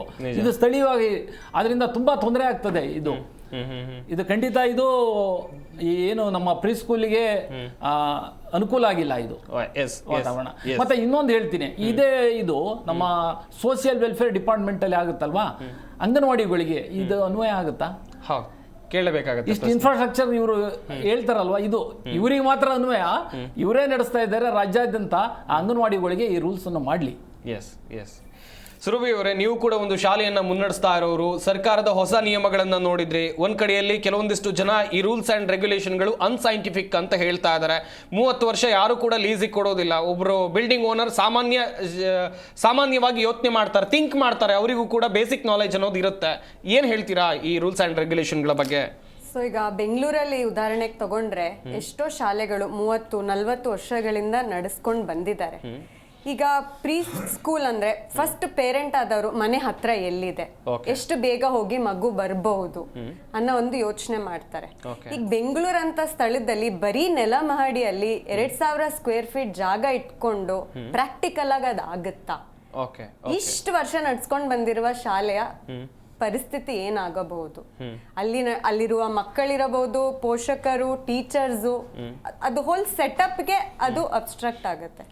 ಈಗ ಅದಲ್ಲದೆ ಅವ್ರು ಹೇಳ್ತಾರೆ ಅಗ್ನಿಶಾಮಕ ಸುರಕ್ಷತೆ, ಕಟ್ಟಡ ಸುರಕ್ಷತೆ, ಫೈರ್ ಸೇಫ್ಟಿ, PWD ಸೇಫ್ಟಿ. ಅದರ ಹಿಂದೆ ಬೇರೆ ಒಂದು ಇದಿರುತ್ತದೆ, ಲಾಬಿ ಇದೆ ಅಂತೀರಾ? ಹೌದು, 100%. ಈಗ ಅದನ್ನೆಲ್ಲ ಒಂದು ಚಿಕ್ಕ ಪ್ರೀ ಸ್ಕೂಲ್ ಹೆಂಗ್ ಅನ್ವಯಿಸಕ್ ಆಗುತ್ತೆ? ಈಗ ಯಾವ್ದೇ ಗವರ್ಮೆಂಟ್ ಸ್ಕೂಲ್ ಆಗ್ಲಿ, ಅಂಗನವಾಡಿಯಲ್ಲಾಗ್ಲಿ ಸೇಫ್ಟಿ ಕನ್ಸರ್ನ್ಗೆ ಇಂಪಾರ್ಟೆನ್ಸ್ ಕೊಟ್ಟಿದಾರಾ ಇಷ್ಟು ವರ್ಷ? ಅಲ್ಲಿರೋ ಮಕ್ಕಳಲ್ವಾ? ಈಗ when it is a pre school or a private school, ಇವಾಗ it is the responsibility of the management. ಅವ್ರು ಸೇಫ್ಟಿ ಕೊಡ್ಲೇಬೇಕು, ಇಲ್ಲಾಂದ್ರೆ ಈಗಿನ ಪೋಷಕರು ಮಕ್ಕಳನ್ನ ಅಲ್ಲಿ ಸೇರ್ಸೋದಿಲ್ಲ. ಸೊ ಅವ್ರು ಹೇಳಿರೋ ಪ್ರಕಾರ ಸ್ಪೇಷಿಯಸ್ ಜಾಗ ಇರ್ಬೇಕು, ಮಕ್ಕಳಿಗೆ ಸೇಫ್ಟಿ ಕನ್ಸರ್ನ್ ಇಟ್ಕೊಂಡಿರ್ಬೇಕು, ಅದೆಲ್ಲ ಮ್ಯಾಂಡೇಟರಿ ಇರ್ಲೇಬೇಕು ಇದಕ್ಕೆ. ಬಟ್ 30 years ಲೀಸ್ ಬೆಂಗಳೂರಲ್ಲಿ ಯಾರು ಕೊಡೋದಿಲ್ಲ. That is impossible. Okay Sujata madam, ಗಮನಿಸ್ತಾ ಇದ್ರಿ, ಸರ್ಕಾರಿ ಶಾಲೆಗಳು ಬಿದ್ದೋಗೋ ಪರಿಸ್ಥಿತಿಯಲ್ಲಿವೆ. ಕೆಲವೊಂದಿಷ್ಟು ಶಾಲೆಗಳ ಸ್ಥಿತಿಯನ್ನ ನಾವೇ ನೋಡಿದ್ದೀವಿ, ಕಣ್ಣಾರೆ ಕಂಡಿದ್ದೀವಿ. ಪಾಪ ಮಕ್ಕಳು ಮಳೆಯಲ್ಲಿ ನೆನ್ಕೊಂಡು ಓದುವಂಥ ಪರಿಸ್ಥಿತಿ ಬಂದಿದೆ. ಅಂಥ ಸಂದರ್ಭದಲ್ಲಿ ಸರ್ಕಾರ ಅಥವಾ ಶಿಕ್ಷಣ ಇಲಾಖೆ ಪ್ರೈವೇಟ್ ಶಾಲೆಗಳಿಗೆ ಹೊಸ ರೂಲ್ಸ್ಗಳನ್ನು ತರುತ್ತೆ. ಏನು ಈ ರೂಲ್ಸ್ನ ಅರ್ಥ, ಯಾಕೆ ಹೀಗೆ ಅಂತ ಹೇಳಿ? ಈಗಾಗಲೇ ಎಲ್ಲ ಗಣ್ಯರು ಹೇಳಿದಾಗೆ ಈ ಲಾಬಿಯಲ್ಲಿ ನಾನು ನೇರವಾಗೇ ಹೇಳಲಿಕ್ಕೆ ಇಷ್ಟಪಡ್ತೀನಿ, ನಮ್ಮಲ್ಲಿ ಇರ್ತಕ್ಕಂಥ ಒಂದು ಪ್ರೈವೇಟ್ ಇನ್ಸ್ಟಿಟ್ಯೂಷನ್ಸ್ ಏನು ಹೇಳ್ತೀವಿ, ಅರ್ಧಕ್ಕಿಂತ ಹೆಚ್ಚು ಸಂಸ್ಥೆಗಳು ನಡೆಸ್ತಾ ಇದೆ ರಾಜಕೀಯ ವ್ಯಕ್ತಿಗಳು. ಓಕೆ, ಓಪನ್ ಆಗಿ ಹೇಳ್ತೀನಿ ನಾನು. ಸೊ ಇದರಲ್ಲಿ ಯಾರಿಗೆ ಎಷ್ಟು ಬೆನಿಫಿಟ್ ಇದೆ ಈ ಲಾಸ್ ಮಾಡಿರೋದ್ರಲ್ಲಿ ಅನ್ನೋದು ಕ್ಲಿಯರ್ ಆಗಿ ತೋರಿಸ್ತಾ ಇದೆ. ಇವರೇ ಹೇಳಿದಾಗೆ ಸಣ್ಣ ಸಣ್ಣ ಸಂಸ್ಥೆಗಳು ಮುಚ್ಕೊಂಡು ಹೋದರೆ ಅದರಿಂದ ಸಾಕಷ್ಟು ಜನಕ್ಕೆ ಅನ್ಎಂಪ್ಲಾಯ್ಮೆಂಟ್ ಆಗುತ್ತೆ. ಮಕ್ಕಳದು ನಾವು ಸೇಫ್ಟಿ ಅಥವಾ ಅವರು ಸೈಕಾಲಜಿಕಲ್ನ ನಾವು ಸ್ಟಡಿ ಮಾಡೋದಾದ್ರೆ ಮನೆಗೆ ಹತ್ತಿರದಲ್ಲಿ ಇರ್ತಕ್ಕಂಥ ಶಾಲೆನ ಯಾರೇ ಆದ್ರೂ ಫಸ್ಟ್ ಪ್ರಯಾರಿಟಿ ಆಗಿ ಅದನ್ನೇ ಕೊಡ್ತಾರೆ. ಅಂಗನವಾಡಿ ಶಾಲೆಗಳನ್ನ ಪರಿಸ್ಥಿತಿ ನಾವು ಹೇಳಬೇಕಾಗಿಲ್ಲ, ನೀವೇ ಸುಮಾರು ಸತಿ ಮೀಡಿಯಾದಲ್ಲೆಲ್ಲ ತೋರಿಸಿರ್ತೀರ. ಸೊ ಸರ್ಕಾರ ಯಾತಕ್ಕೆ ಪ್ರೈವೇಟ್ ಶಾಲೆಗಳಿಗೆ ಏನೆಲ್ಲ ನಿಯಮನ ಹೊರಿಸಿ ಇಲ್ದಿರೋ ಕಾನೂನು ತರೋ ಬದಲು ಇರ್ತಕ್ಕಂಥ ಅಂಗನವಾಡಿ ಇರ್ಬೋದು ಅಥವಾ ಬೇರೆ ಸರ್ಕಾರಿ ಪ್ರಾಥಮಿಕ ಶಾಲೆಗಳನ್ನ ಉದ್ಧಾರ ಮಾಡಿ ಮಕ್ಕಳನ್ನ ಅಲ್ಲಿ ಬರೋದಕ್ಕೆ ಪ್ರಯತ್ನ ಯಾಕೆ ಮಾಡೋದಿಲ್ಲ? ನಮ್ಮ ದೇಶ ಅಲ್ಲದೆ ಹೊರಗಡೆ ದೇಶದಲ್ಲಿ ಹೋದಾಗ ಕೌನ್ಸಿಲ್ ಸ್ಕೂಲ್ಸ್ ಅಂತ ಇದಾವೆ, ಅದನ್ನ ಬೇಸಿಕಲಿ ಗವರ್ಮೆಂಟ್ ಸ್ಕೂಲ್ಸ್ ಅದು. ಸೊ ನಾನು ಇಂಗ್ಲೆಂಡ್ ಅಲ್ಲಿ 10 ವರ್ಷ ವರ್ಕ್ ಮಾಡಿ ಬಂದಿದ್ದೀನಿ. ನನ್ನ ಮಗಳು ಓದಿದ್ದು ಕೌನ್ಸಿಲ್ ಸ್ಕೂಲ್ ಅಲ್ಲಿ. ಸೊ ಕೌನ್ಸಿಲ್ ಸ್ಕೂಲ್ಸ್ ಏನು, ನಾವು ಟ್ಯಾಕ್ಸ್ ಪೇ ಮಾಡ್ತೀವಿ, ಅದಕ್ಕೆ ನಮ್ಗೆ ಅದು ಫ್ರೀ ಎಜುಕೇಶನ್ ಸಿಗುತ್ತೆ ಮಕ್ಕಳಿಗೆ. ಅದನ್ನೆಲ್ಲ ಇಂಪ್ಲಿಮೆಂಟ್ ಮಾಡೋದು ಬಿಟ್ಬಿಟ್ಟು ಇಲ್ಲಿ ನೀವು ಒಂದು ಸರ್ಕಾರಿ ಶಾಲೆಗಳಿಗೆ ಹೋಗಿ, ನಮಗೆ ರೀಸೆಂಟ್ ಆಗಿ ನಾವು ನಮ್ಮ ಫ್ರೆಂಡ್ಸ್ಗಳನ್ನೇ ಇದ್ರ ಹತ್ರ ಕನಕಪುರ ರೋಡಲ್ಲಿ ಇರೋ ಶಾಲೆಗೆ ನಾವೆಲ್ಲ ಡೊನೇಷನ್ ಕೊಟ್ಟು ಅಲ್ಲಿ ಪೇಂಟ್ ಓಡಿಸಿದ್ವಿ. ಸೊ ಅದು ಏನು ಯಾರೋ ಪಾಪ ಸ್ಟೂಡೆಂಟ್ಸು ಅವರು ಒಂದು ಗ್ರೂಪ್ ಫಾರ್ಮ್ ಮಾಡ್ತಾರೆ, ರಿಕ್ವೆಸ್ಟ್ ಮಾಡ್ತಾರೆ, ಒಂದು ಗೌರ್ಮೆಂಟ್ ಶಾಲೆಯಲ್ಲಿ ಮಕ್ಕಳಿಗೆ ಹೆಲ್ಪ್ ಆಗಲಿ ಅಂತ ಹೇಳಿ ಜನ ಮುಂದೆ ಬಂದು ಸಹಾಯ ಮಾಡ್ತಾರೆ. ಇದು ನಾವು ಪಬ್ಲಿಕ್ ಮಾಡಬೇಕಿರೋದ ಅಥವಾ ಸರ್ಕಾರ ಅದಕ್ಕೆ ಅಂತ ನಿಗದಿಪಡಿಸ್ತಕ್ಕಂಥ ಹಣ ಎಲ್ಲಿ ಹೋಗುತ್ತೆ? ಅದು ಶಾಲೆಯಲ್ಲಿ ಎಜುಕೇಷನ್ಗೆ ಅಂತ ನೀವು ಬಡ್ಜೆಟ್ ಮಾಡುವಾಗ ಮಾಡ್ತೀರಾ ತಾನೆ, ಅದರಲ್ಲಿ ಸರ್ಕಾರಿ ಶಾಲೆಗಳಿಗೆ ಇರೋದಿಲ್ವಾ? ಆ ದುಡ್ಡು ಎಲ್ಲಿ ವಿನಿಯೋಗ ಆಗ್ತಾ ಇದೆ, ಎಲ್ಲಿಗೆ ಉಪಯೋಗಿಸ್ತಾ ಇದ್ದಾರೆ? ಯಾಕೆ ಒಂದು ಶಾಲೆನಲ್ಲಿ ಹೋದ್ರೆ ಒಂದು ಟಾಯ್ಲೆಟ್ ಫೆಸಿಲಿಟಿ ಇಲ್ಲ ಸರ್ಕಾರಿ ಶಾಲೆಗಳಲ್ಲಿ, ನೀರ್ ಫೆಸಿಲಿಟಿ ಇಲ್ಲ. ನಾವು ಬರೀ ಈ ಒಂದು ಅರ್ಬನ್ ಏರಿಯಾ ಸರ್ಕಾರಿ ಶಾಲೆ ಮಾತಾಡ್ತಾ ಇಲ್ಲ, ಇನ್ನು ನೀವು ರೂರಲ್ ಏರಿಯಾ ಸರ್ಕಾರಿ ಶಾಲೆಗೆ ಹೋಗ್ಬಿಟ್ರಂತೂ ಅಲ್ಲಿ ಶಾಲೆನಲ್ಲಿ ಟೀಚರ್ ಬರ್ತಾರೋ ಇಲ್ವೋ ಅನ್ನೋದೇ ಗೊತ್ತಿಲ್ಲ. You are not having one qualified teachers. Education system ಅಂತ ನಾವು ಮಾತಾಡುವಾಗ ಸಾಕಷ್ಟು ಒಂದು ಒಳ್ಳೆ ರೀತಿಯಲ್ಲಿ ಬದಲಾವಣೆ ತರ್ತಕ್ಕಂಥದ್ದು ಬಹಳಷ್ಟಿದೆ. ಅವರು ಸರ್ ಆಗಲೇ ಮೆನ್ಷನ್ ಮಾಡಿದ್ರು, ನ್ಯಾಷನಲ್ ಎಜುಕೇಶನ್ ಪಾಲಿಸಿನ ಇವ್ರು ಅಕ್ಸೆಪ್ಟ್ ಮಾಡಲ್ಲ, ನಾವು ಸ್ಟೇಟ್ ಎಜುಕೇಶನ್ ಪಾಲಿಸಿ ಮಾಡ್ತೀವಿ ಅಂದ್ರು. ಅವ್ರು ಅದನ್ನು ಮಾಡಿಲ್ಲ, ಇದನ್ನು ಮಾಡಿಲ್ಲ. ಶಾಲೆಗಳೆಲ್ಲ ಕನ್ಫ್ಯೂಷನ್ ಅಲ್ಲಿ ಮಕ್ಕಳನ್ನ ಫುಲ್ ಕನ್ಫ್ಯೂಷನ್ ಮಾಡಿ ಆ ಒಂದು ಬೈಲಿಂಗ್ವಲ್ ಲ್ಯಾಂಗ್ವೇಜ್ ಕನ್ಫ್ಯೂಷನ್ ಅಲ್ಲಿ ಇವತ್ತಿಗೂ ನಡೀತಾ ಇದೆ. ಕನ್ನಡ ಇನ್ನ ಇದಾಗಿ ಏನು ಪ್ರಾಮುಖ್ಯತೆ ಇದೆಯಾ, ಅದನ್ನ ಸೆಕೆಂಡ್ ಲ್ಯಾಂಗ್ವೇಜ್ ಆಗಿ ನಾವು ಎಕ್ಸಾಮ್ ಬರಿಬೇಕಾ ಇಲ್ವಾ, ಎಷ್ಟು ಶಾಲೆ ಅದನ್ನ ಎಕ್ಸೆಪ್ಟ್ ಮಾಡ್ಕೊಂಡಿದೆ? ಇಲ್ಲಿ ಸರ್ಕಾರದಲ್ಲಿ ಇವ್ರು ಬರೀ ಲಾ ಮಾಡೋದು ಒಂದು ಇದನ್ನ ಪಾಸ್ ಮಾಡೋದಲ್ಲ, ಅದನ್ನ ಯಾರು ಅದನ್ನ ಅಧಿಕೃತವಾಗಿ ಫಾಲೋ ಮಾಡ್ತಿದ್ದಾರೆ ಅನ್ನೋದ್ರ ಬಗ್ಗೆ ಎಲ್ಲೂ ಇಲ್ಲ. ಸೊ ಫಸ್ಟು ಸರ್ಕಾರಿ ಶಾಲೆಗಳನ್ನ ಹೇಗೆ ಉದ್ಧಾರ ಮಾಡೋದು, ಬಡ ಮಕ್ಕಳುಗಳಿಗೆ ಸರ್ ನಮ್ಮ ಇದರಲ್ಲಿ ಟ್ರಸ್ಟ್ಗಳಲ್ಲೆಲ್ಲ ಬರ್ತಾರೆ, ಫೀಸ್ ಕಟ್ಟೋದಿಕ್ಕಾಗಲ್ಲ ಅಂತ ಹೇಳಿ ಗೌರ್ಮೆಂಟ್ ಸ್ಕೂಲಿಗೆ ಹಾಕಿ ಅಂತ ಹೇಳಿದ್ರೆ ಅವ್ರು ಫಸ್ಟ್ ಹೇಳೋದೇ ಅದು, ಮ್ಯಾಮ್ ಅಲ್ಲಿ ಏನ್ ಫೆಸಿಲಿಟಿ ಇದೆ.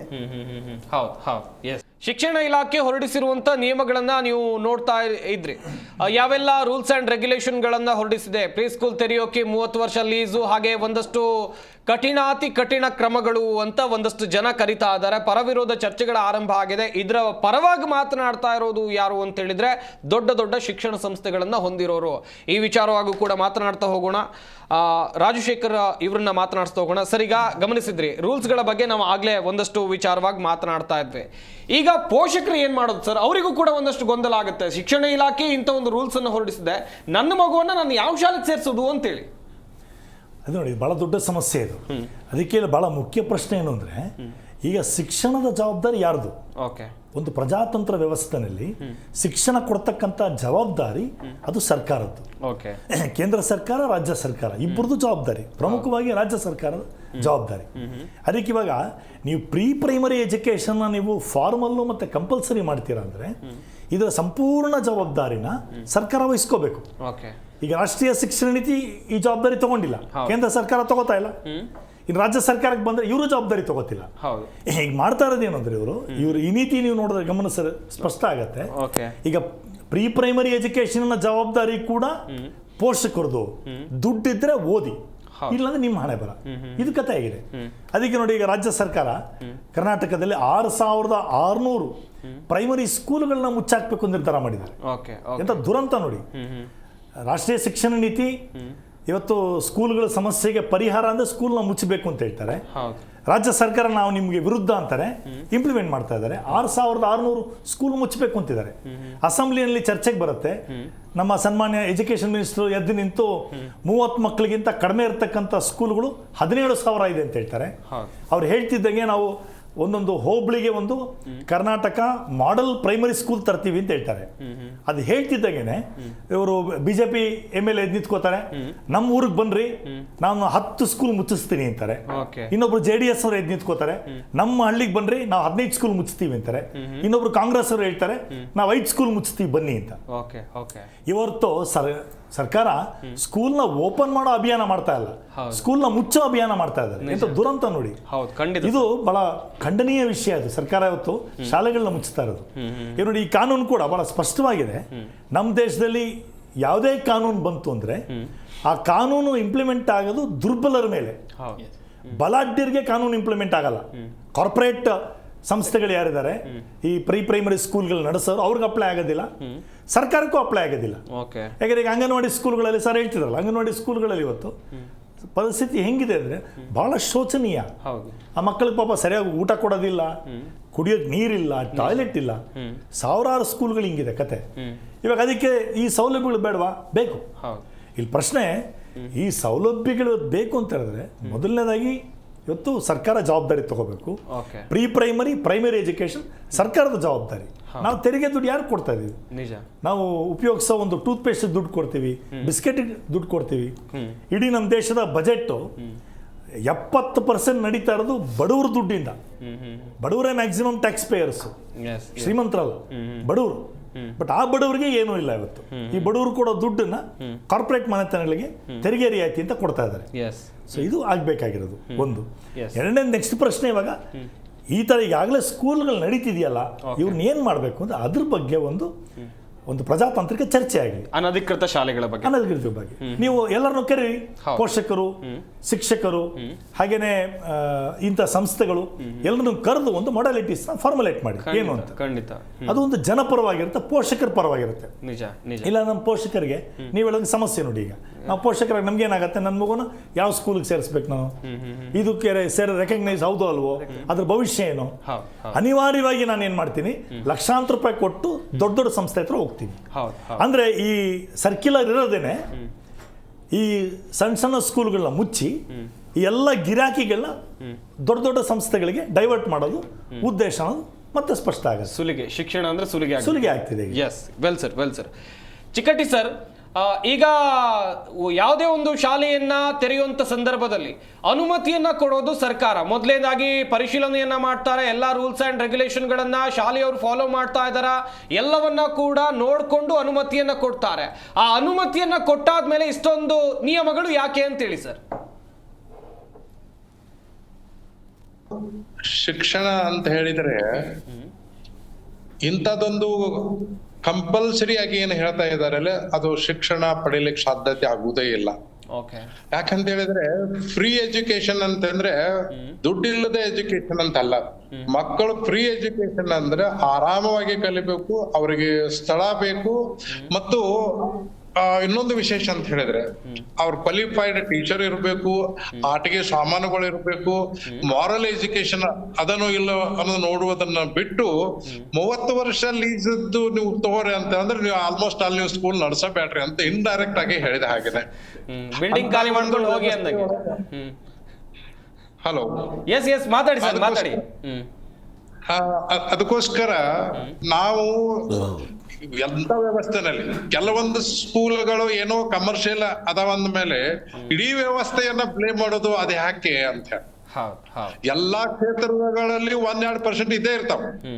ಅದೇ ರೀತಿ ಶಿಕ್ಷಣ ಕ್ಷೇತ್ರದಲ್ಲಿ 1-2% ಇದ್ರೆ ಇಡೀ ವ್ಯವಸ್ಥೆಯನ್ನ ನಾವು ಟಾರ್ಗೆಟ್ ಇಟ್ಟುಕೊಂಡು ಬ್ಲೇಮ್ ಮಾಡೋದು ಎಷ್ಟು ಮಟ್ಟಿಗೆ ಸರಿ? ಸಿಟಿಯಲ್ಲಿ ಬಿಡಿ, ಸಣ್ಣ ಜಿಲ್ಲಾ ಸ್ಥಳಗಳಲ್ಲಿ ಪ್ರೀ ಸ್ಕೂಲು ಒಳ್ಳೆ ಕಾಳಜಿಪೂರ್ವಕವಾಗಿ ನಡೆಸ್ತಾ ಇದ್ದಾರೆ. ಅಂತವನ್ನ ನೇರವಾಗಿ ಇಂತ ಕಂಡೀಷನ್ಸ್ ಹಾಕಿ ನೀವು ಬಂದ್ ಮಾಡ್ರಿ ಅಂದ್ರೆ ಈ ನೌಕರದಷ್ಟ ಪಾಲಕರು ಮಕ್ಕಳನ್ನ ಎಲ್ಲಿ ಬಿಟ್ಟು ಹೋಗ್ಬೇಕು? ದೂರದ ಕೇವಲ 2-3 ಸ್ಕೂಲ್ ಇತ್ತಿದ್ರೆ ಅವ್ರಿಗೆ ಹಾಗೆ ಅವ್ರನ್ನಲ್ಲಿ ಬಿಟ್ಟು ಅಲ್ಲಿಗೆ ಹೋಗ್ಬೇಕು. ಬೇಬಿ ಸಿಟ್ಟಿಂಗ್ ಇದೆ, ಡೇ ಕೇರ್ ಇವೆ, ಅವೆಲ್ಲ ಮಕ್ಕಳ ಬಿಟ್ಟು ಹೋಗ್ಬೇಕಾದ್ರೆ ಅವ್ರಿಗೆ ಡಿಸ್ಟೆನ್ಸ್ ಕೂಡ ಅಷ್ಟೇ ಮುಖ್ಯ. ಶಿಕ್ಷಣಕ್ಕಿಂತ ಅಲ್ಲಿ ಕೇರ್ ಟೇಕಿಂಗ್ ಬಹಳ ಇಂಪಾರ್ಟೆಂಟ್ ಇದೆ ಪ್ರೀ ಸ್ಕೂಲ್ ನಲ್ಲಿ. ಮಕ್ಕಳನ್ನ ಕಾಳಜಿಪೂರ್ವಕವಾಗಿ ನೋಡ್ಕೊಳ್ಳೋದೇ ಒಂದು ಒಳ್ಳೆಯ ಶಿಕ್ಷಣ. ಈಗಿನ ತಮ್ಮ ಹೊತ್ತಿಗೆ ಮಕ್ಕಳಿಗೆ ABCD ಎಲ್ಲ ರೈಮ್ಸ್ ಎಲ್ಲ ಆಗ್ಲೇ ಮನ್ಯಾಗಲ್ಲ ಇವತ್ತು ಟಿವಿ ಮತ್ತು ಮೊಬೈಲ್ ನೋಡಿ ಕಲೀಲಿಕ್ಕೆ ಮಕ್ಕಳು. ಅವೆಲ್ಲ ಸ್ಕೂಲ್ ಹೋಗಿ ಕಲಿತಾವಂತ ನಾನಂತೂ ನಂಬುದೇ ಇಲ್ಲ.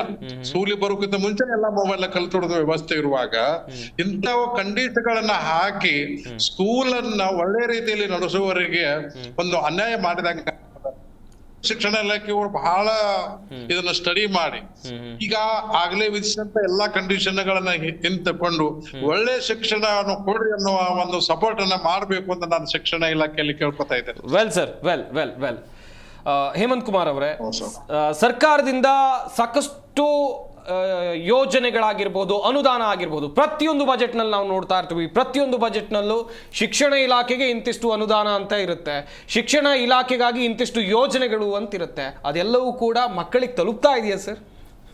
ಸರ್, ನಾವು ಸರ್ಕಾರಿ ಶಾಲೆ ನೀವು ಗ್ರಾಮಾಂತರ ಪ್ರದೇಶದಲ್ಲಿ ವಿಸಿಟ್ ಮಾಡಿ ನೋಡಿದ್ರೆ ನಾವು ಟಿವಿನಲ್ಲೂ ನೋಡ್ತಾ ಇರ್ತೀವಿ, ಎಲ್ಲ ಕಡೆ ಸೋರ್ತಾ ಇರ್ತದೆ ಇನ್ಫ್ರಾಸ್ಟ್ರಕ್ಚರ್, ಅಲ್ಲಿ ಮಕ್ಕಳು ಕುತ್ಕೊಳ್ಳೋದಕ್ಕೆ ಭಯ ಬೀಳ್ತಾ ಇರ್ತಾರೆ.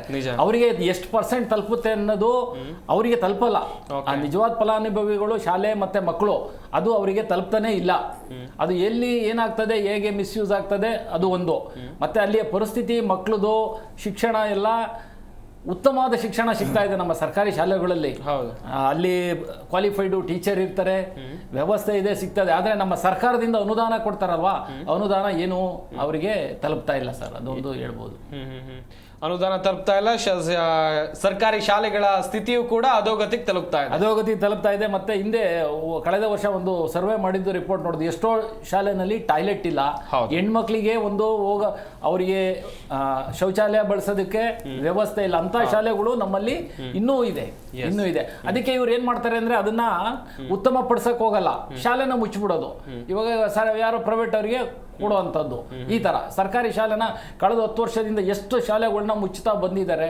30 ಮಕ್ಳಿದ್ದಾರೆ, ಅಲ್ಲಿ ಅಟೆಂಡೆನ್ಸ್ ಇಲ್ಲ ಅಂತ ಹೇಳೋದು, ಮುಚ್ಚೋದು. ಆ ಶಾಲೆನ ಅಟೆಂಡೆನ್ಸ್ ಇಂಪ್ರೂವ್ ಮಾಡೋದು ಹೆಂಗೆ ಅಂತ ಅವ್ರು ಯಾವತ್ತೂ ಯೋಚನೆ ಮಾಡಲ್ಲ. ಮುಚ್ಚೋದು ಸುಲಭ.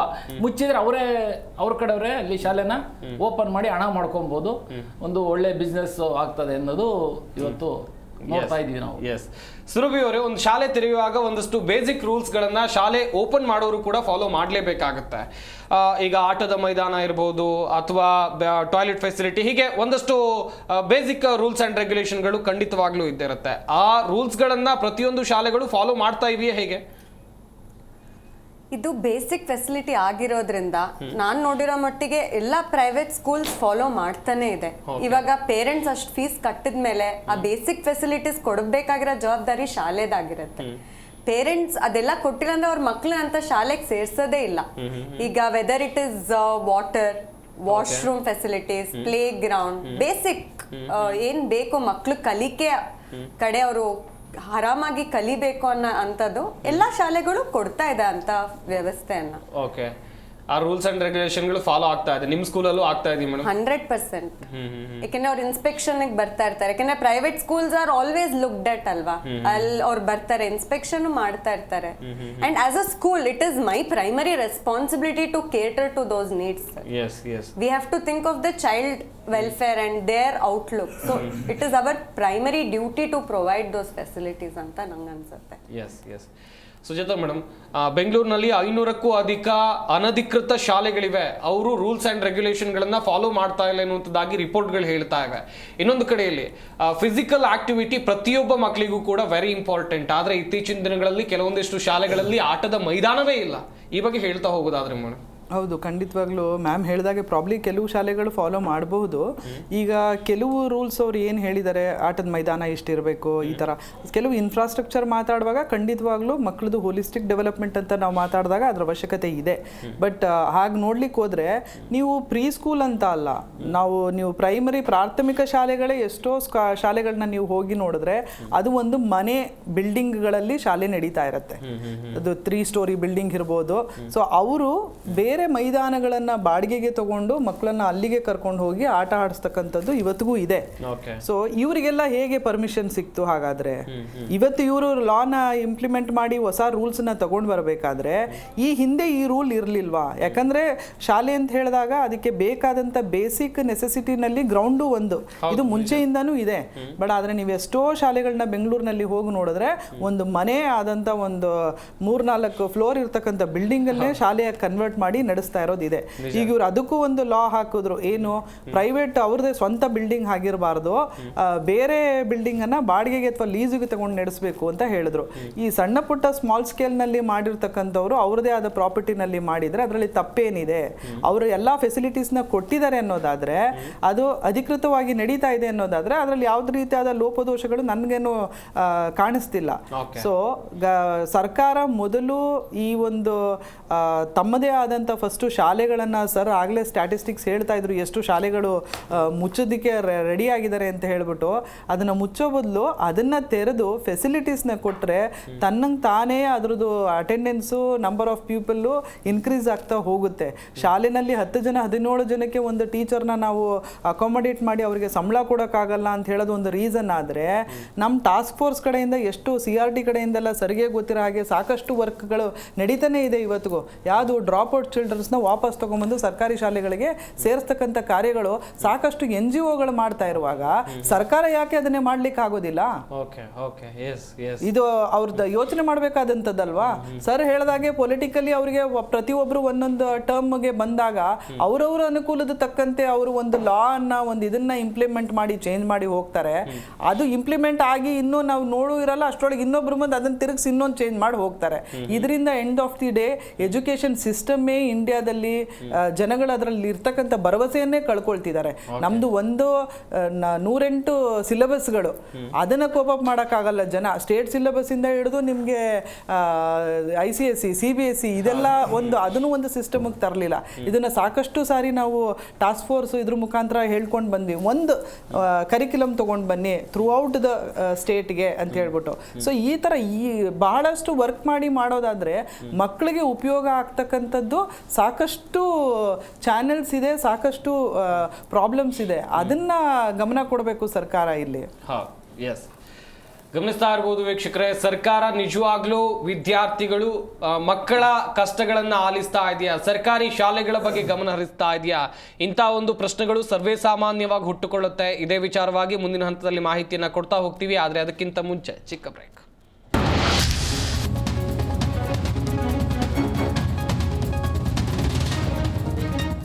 ನಿಮ್ಮ ಶಿಕ್ಷಣ ಸಂಸ್ಥೆಗಳು, ಶಿಕ್ಷಕರು ಹಾಗೂ ವಿದ್ಯಾರ್ಥಿಗಳಿಗೆ ಸುಭಾಷ್ ಚಂದ್ರ ಶೋನ ಪ್ರಯೋಜನ ಪಡೆದುಕೊಳ್ಳಲು ಆಮಂತ್ರಣ ಕಳುಹಿಸಿ. ಮೇಲ್ ಟು ಜೂಹಿಜಾ @yursarthi@sach.org.in. ಇವರು ಬರೀ ಮಕ್ಕಳಲ್ಲ, ಆರ್ಟಿಸ್ಟ್ ರೀ. ಅವರಿಗೆ ಯಾವುದೇ ಕಾರಣಕ್ಕೂ ಅಡ್ಡಿಪಡಿಸಬೇಡಿ. ಸ್ವಂತ ಮನೆ ಅಂದ್ರೆ ಸ್ವಂತ ಮನೆ ತಾನೆ. ಅದಕ್ಕಾಗಿಯೇ ಸುಮಾರು 36 ವರ್ಷಗಳಿಂದ ನಿಮ್ ಕೊಡುತ್ತಿದ್ದೇವೆ ಸ್ವಂತ ಮನೆ ಹೊಂದುವ ಸಂತೋಷ. LIC housing finance limited. ಮನೆಗಳನ್ನು ನಿರ್ಮಿಸುವುದು, ಸಂಬಂಧಗಳನ್ನು ಬೆಳೆಸುವುದು.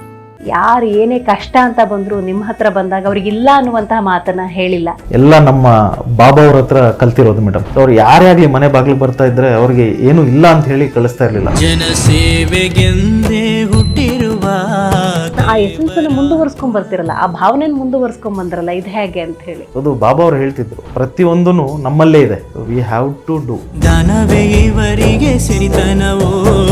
ನಾನು ನಂದು ಅನ್ನೋ ಸ್ವಾರ್ಥ ಜಾಸ್ತಿ ಆಗಿದೆ. ನನ್ನ ಅರ್ನಿಂಗ್ಸ್ ಅಲ್ಲಿ ನಾನು ಇಲ್ಲ ಅಂತ ಯಾರಿಗೂ ಇಲ್ಲ ಅಂತ ವಾಪಸ್ ಕಳ್ಸಲ್ಲ ಮೇಡಮ್. ಜನರ ಮನಸ್ಸಿನ ಪ್ರತಿಧ್ವನಿ. ನನಗೆ ನನ್ನ ಗುರುತಿಸಿ ಈ ಒಂದು ಅವಾರ್ಡ್ ಕೊಟ್ಟಿರೋದರಿಂದ ನಮಗೊಂದು ಬಹಳಷ್ಟು ಹುಮ್ಮಸ್ಸು, ಇನ್ನೂ ಸ್ವಲ್ಪ ಜಾಸ್ತಿ ಒಂದು ಪವರ್ ಬಂದಂಗೆ ಆಯ್ತು. Real stars awards 2025 Shri Kiran Kumar Tippareddy ಸಮಾಜ ಸೇವಕರು. ವೀಕ್ಷಿಸಿ ರಾತ್ರಿ 8:28ಕ್ಕೆ.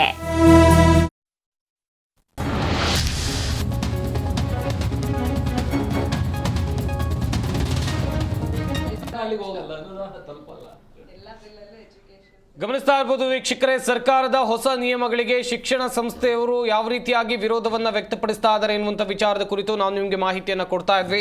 ಚಿಕ್ಕಟ್ಟಿ ಅವರನ್ನ ಮಾತನಾಡಿಸ್ತಾ ಹೋಗೋಣ. ಚಿಕ್ಕಟ್ಟಿ ಸರ್, ನೀವು ಕೂಡ ನೋಡಿದ್ರಿ, ಒಂದ್ ವೇಳೆ ಸರ್ಕಾರದ ಈ ನಿಯಮಗಳು ಇಂಪ್ಲಿಮೆಂಟ್ ಆಗಿದ್ರೆ ಮುಂದೆ ಏನಾಗಬಹುದು ಅಂತೇಳಿ ಸರ್.